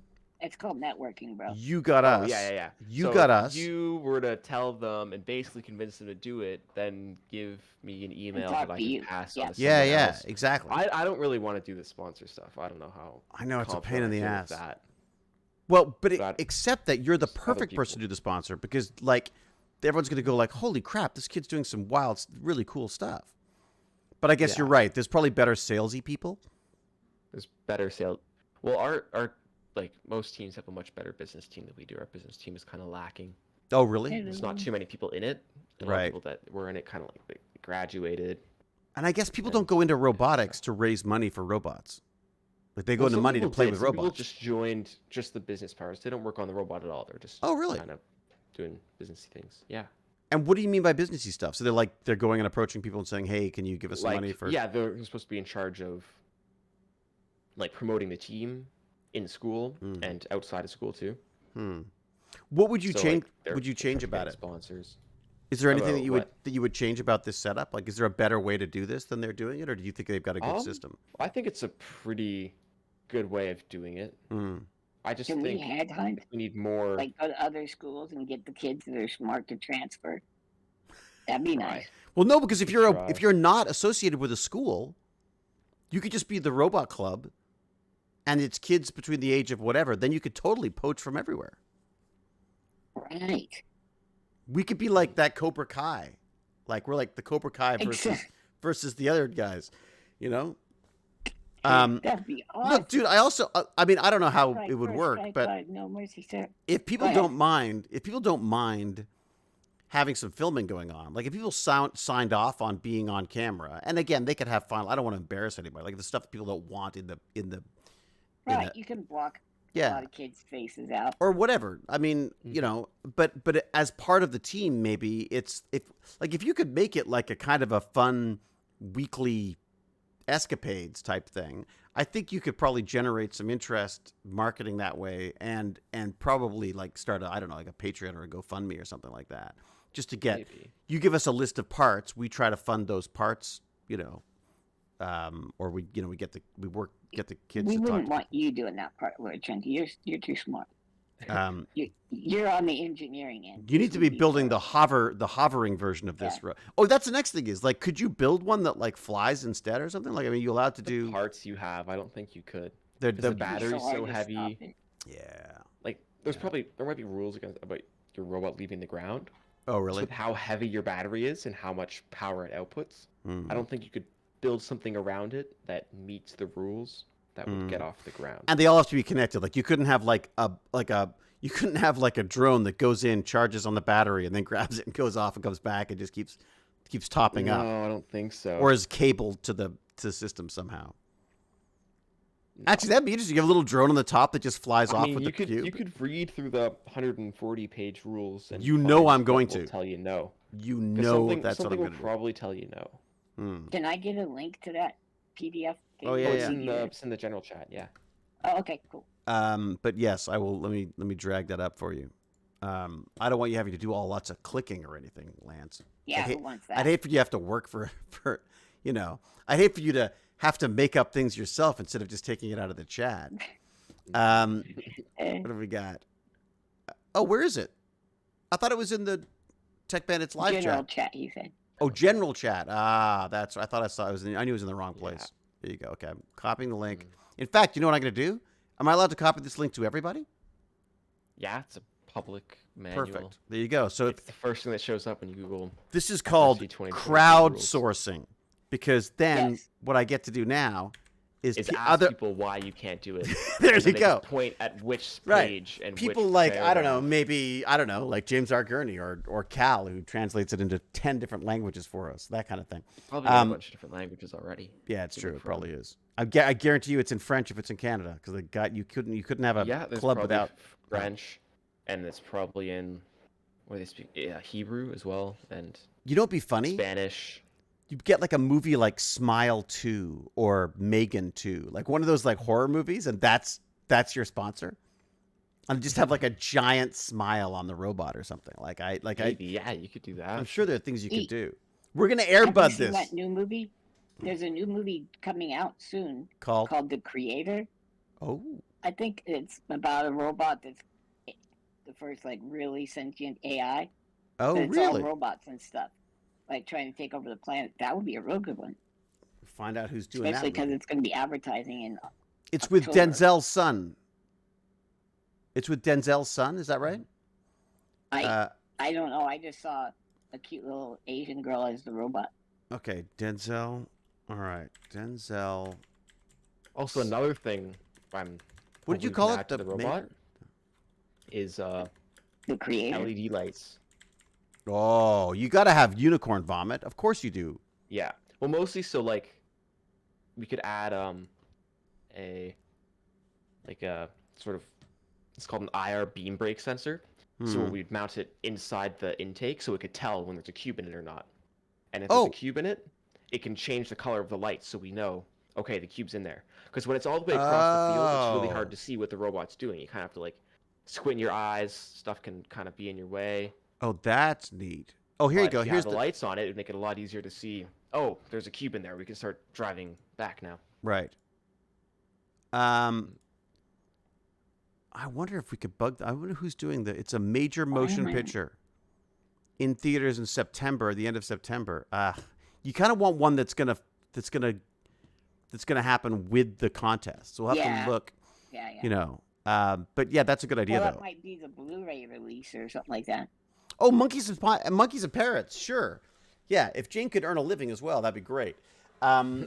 Yeah, Creator does look kind of fun, doesn't it? The Creator. David, just Why am I not seeing? Okay, my chat isn't doing the link, but I'll just go into the. Oh, other. really? Maybe you No. could just say what's in the chat and pretend you haven't seen it.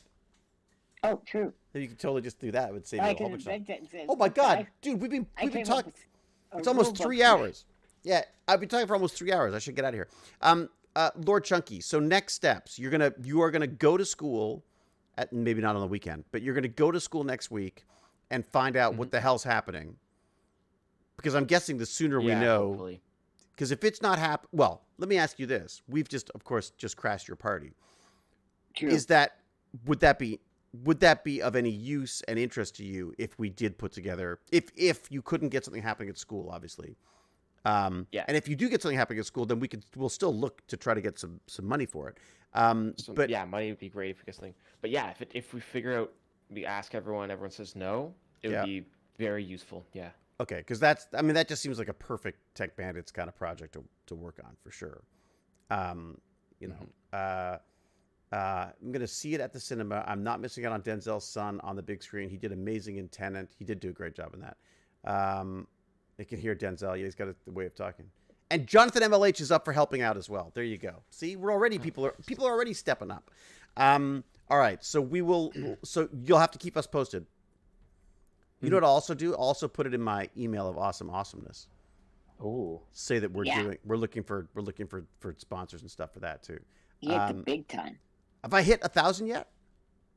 I was hoping I 9 don't people know. would. I was I'm hoping just people, saying, 9 Lord people Chunky would has hit sign the up. big time. Oh, he has. No, I'm not worried about him. It's all By about, being in it's all about me. the email of awesomeness. Oh, I see. Yeah. Oh, that's true. Yeah, he's a star of the email. Oh, what's it? What number I'm at? I'm at 993. I'm 7 people away from 1,000 Wow. on my newsletter. 7 people. Wow. So if anyone's listening and hasn't signed up yet, what the hell are you doing here? Go sign up, because then I can bug you for money for robots. You go to techband.org. Oh yeah, I should tell them that. I forgot about telling them how to do It's that. an organization. Yeah. Wormhole. Sorry I missed today. I was looking for a job. Did you find one? If so, can David have it too? Can I have that job as well? And also, if anyone knows how I can become an honorary teacher or an honorary, Oh, get an an- honorary I think that's doctorate. pretty. what do I need? An honorary doctorate, and then I can go in You need and. an honorary doctorate to become the honorary teacher. I don't think you're allowed to become an honorary. Even if you got an honorary degree, you still couldn't go into school and start teaching, could you? No, I No, think I so. don't Could you think so. imagine Dude. that? All right, today for You- math. okay. Math is Like hard. you go to honorary teachers college. Yeah, yeah. And then That's it. honorary teaching degree. Can I tell you what would be awesome? Yeah. Okay, David gets an honorary doctorate, Yeah. and then when James Gurney says something, he goes, "Oh no, I disagree, James. I Gurney. disagree, Mr. After Gurney. all, I too am a doctor." Well, I could also just say that to you because you're speaking for James as well, it seems. So I could just say, no, I'm sorry, Lance. Lance, I could write prescriptions for you. Yes, Oh perfect. no. This honorary doctorate's going to be amazing. I can't wait. Any big plans for the weekend, Lord Chunky? What do you? I mean, more robots or what's? Yeah, more robot stuff. It's also a bit of the plan for tonight. I'm gonna get on a call with some of the other people later. Oh yeah, you're going to and geek out work on about some of the CAD things. Oh, fantastic. Are you like the Yeah. CAD guy now? Like you're the go-to CAD Yes, guy? that's my role next Dude. year. Is I'm the That is. design lead, CAD lead person. I mean, well, what about? What are you using? You're using Onshape. Onshape. What about Onshape? They should be sponsoring this. Does everyone use Onshape? I think they might sponsor some teams. Oh, not every team does, but a lot of teams do because it's free. I just feel like Onshape would be like a good like that. I don't know. We'll see. We'll find out. But Yeah, I mean, there's probably a way because I know a lot of like YouTubers are sponsored by Onshape as well. oh, Like a lot of engineering tech YouTubers will get Onshape. So like clearly they are interested in sponsoring things yeah. like that. But We yeah, could sell merch. because the thing is, the amount of publicity you get by being on an FRC team isn't all that great. Shh. You mean it's huge, huge numbers. I'm gonna try and lie, but yeah. Well, but here's the advantage: is like if we could actually turn it into like some video stuff as well. Yeah, sure. If you have like a That's- successful YouTube channel, like some of the teams have big YouTube channels, then you get a You know what we should do? We should lot more ask. stuff going on. We should ask Hacksmith about sponsors as well, because I bet you he knows some companies that like to sponsor this kind of stuff or might have an interest in that. And like I say, I think I'll bug my ClearPath Robotics as well, because they do a bunch of fun stuff, and they may even be able to have, even if it's just things like, oh, they can get the equipment cheaper because they buy 1,000 of them instead of 2. You know what I mean? Yeah. That kind of stuff. Is that the one where the guy makes the brain activated stuff or no? What's ClearPath? ClearPath Robotics is a Kitchener based company. They are actually okay. Is it like they're friends with Waterloo Hacksmith. students? Yeah, I think originally Waterloo. Yeah, Makes sense. and they a lot of places around there are. So that is their research one, and then they've got this other one, Auto Robotics, which are these fully autonomous warehousing robots, which are just amazingly cool. Yeah, I saw those ones. Those look really cool. Yeah, that's like, so like ClearPath is like the crazy let's try this robots, and a lot of field work stuff, like robots that go out and check oil rigs and that kind of stuff. And then there's this Auto one, which has just mastered warehousing. So I could stand in a room full of these things as they're whipping around at like 100 miles an hour, and nothing will touch me. Like they're beautifully designed. Yeah. I remember this story now. I want to be. Went there with you. Yeah, that's where we went. That's where we went to visit. That's why I would talk to. Like, look, I don't like. I'm not gonna. I can't promise you their money or anything, but I know that they would at least know people or resources or possibly even suppliers of stuff that could help out. So this is the beauty of. You should clip this VOD when Lord Chunky's like dropping all these like huge knowledge bombs and showing us on the CAD what he's doing. Yeah. That, just make it look real good. We could put some together. Beethoven in the background. We could put a little pitch trailer together. You know what I mean? Or I could walk Fantastic. your business team through the process of making a trailer or something, and then Maybe. Lord Chunky's like, just leave me alone. I'm not even sure who's on the business team this year. Oh, So, really? yeah. But anyways, I guess what I'm saying in a long-winded way is that this is like really freaking inspiring. Like It's very inspiring. and I had so much fun watching the thing. Like I was like running back and forth, and like I would like run in and ask Lance and ask Lord Chunky a question. Then I'd run back and stand on the top of the bleachers so I could see what was going on, and it was like being a kid again. This stuff is just so cool. And also, I just keep thinking all these skills, like the 3D design stuff, just the whole problem solving. These are projects that you're gonna hand this to a university with your application. They're gonna be like, yeah, Maybe. you know what I mean? Like it's gotta be valuable, I'm sure. If you I even think want some to, of the universities, like if you're on the robotics team, for sure. I'm sure. Well, that, or you basically, by the time you get to university, you've started a massive multi-billion-dollar robotics company. You don't need the university. I don't know if that's gonna Just happen. buy the university. That's the next thing. Yeah, and then you give me an honorary doctorate. That's my plan for you. So when do you think I Yay. could come by for trying to machine those intake things? Oh, well, I'm 'Cause gonna. I didn't know, like, I I'm need a- to steal the material from school and then Oh, you do? bring it home at some point. Okay, well, well, no, right, because that's not. So next week, just bring around next week. Yeah. All right. I mean, yeah, it'll either be really hot or very ratty, depending on how many rats are in here. And Like James James got character, I company. don't know. Okay. do you need the big one? Do you need the big CNC down? Needs to cut. See, Like, would it work on my 15 little by 16 inches? 15 by 16 inches? So yeah, probably the big one. I'll get the big one. That's Jonathan MLH's one. I'll bring it down. It's on the top. In fact, I might even get you to give me a hand bringing it down because it's Yeah, I mean, if it's a really big one, I'm sure it's pretty hard to move. it should be fun. Yeah, I've done a little bit of wood cutting on it, and it's man, I'm like, it's like you just watch it obliterate wood. Like it just goes. Oh, I'm sure. There's like wood flying everywhere, and all of a sudden there's like a. Hold yeah. on, I'm measuring it now. It's more like 14 by 15. 14 by 15. Yeah, I mean you could. Yeah, it's probably same thing still. Yeah, I think you want to be on the bigger one. You need a little bit of leeway on this thing, and also if we're cutting depending on what we're cutting, I think you want the chunkier, the Lord chunkier router. Like this is a I don't full think the size spindle will router. matter much because it's just the plasticky stuff. Okay. I'll All bring some extra material too, so we can hopefully get it like dialed in on some stuff. Just like make sure all the cuts are right size and accurate before we cut the whole thing. Yeah, it's a good idea. Like, Does it that's the give thing, you a like, suggestion? Large amounts of raw material aren't cheap. Like I sheet know. aluminum, sheets I know. of steel, even sheets of like the polycarbonate. Yeah. Adds up. It's. I mean, you were smart to go and get the offcuts. I thought that was cool. He went. Mhm. He Yeah, went the to offcut- a. I've got a the- really my good idea. offcut piece of steel was still $50. Was it really? David, can you film you working with what? Oh yeah. Actually, that's a really. yeah, that could be right. part of the trailer. Yeah.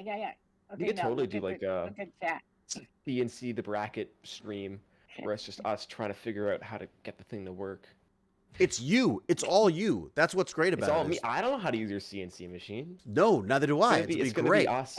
Oh no, you're gonna help me. No, I know. I know how to use easel, and we'll use easel. I think that's probably that's the one I found So I that's can just worked like the give best. you an STL and it just. I think so, but I should check on that too because I don't even know. It's G code, right? It's a Well, you need to turn it into G code. and what do you use that for? Would you use Fusion for that, or what's your best? Or maybe no. You know what? I Only think thing I've easel will generated G import code it. for is for a 3D printer, and I just use Prusa Slicer. I think you'll find that easel will let us do that. But you know what? Easel. Could you send me just like a? It doesn't even matter what it is. Just send me something you've output, and I'll see if I can import it. I'll into just easel. give you like a sample Yeah. STL. Captain Catherine really enjoyed the overclocking stream, your cap modding stream. So Oh yeah. so We could do another overclocking stream sometime. I want to do some dry ice overclocking at some point. Yeah. Ooh.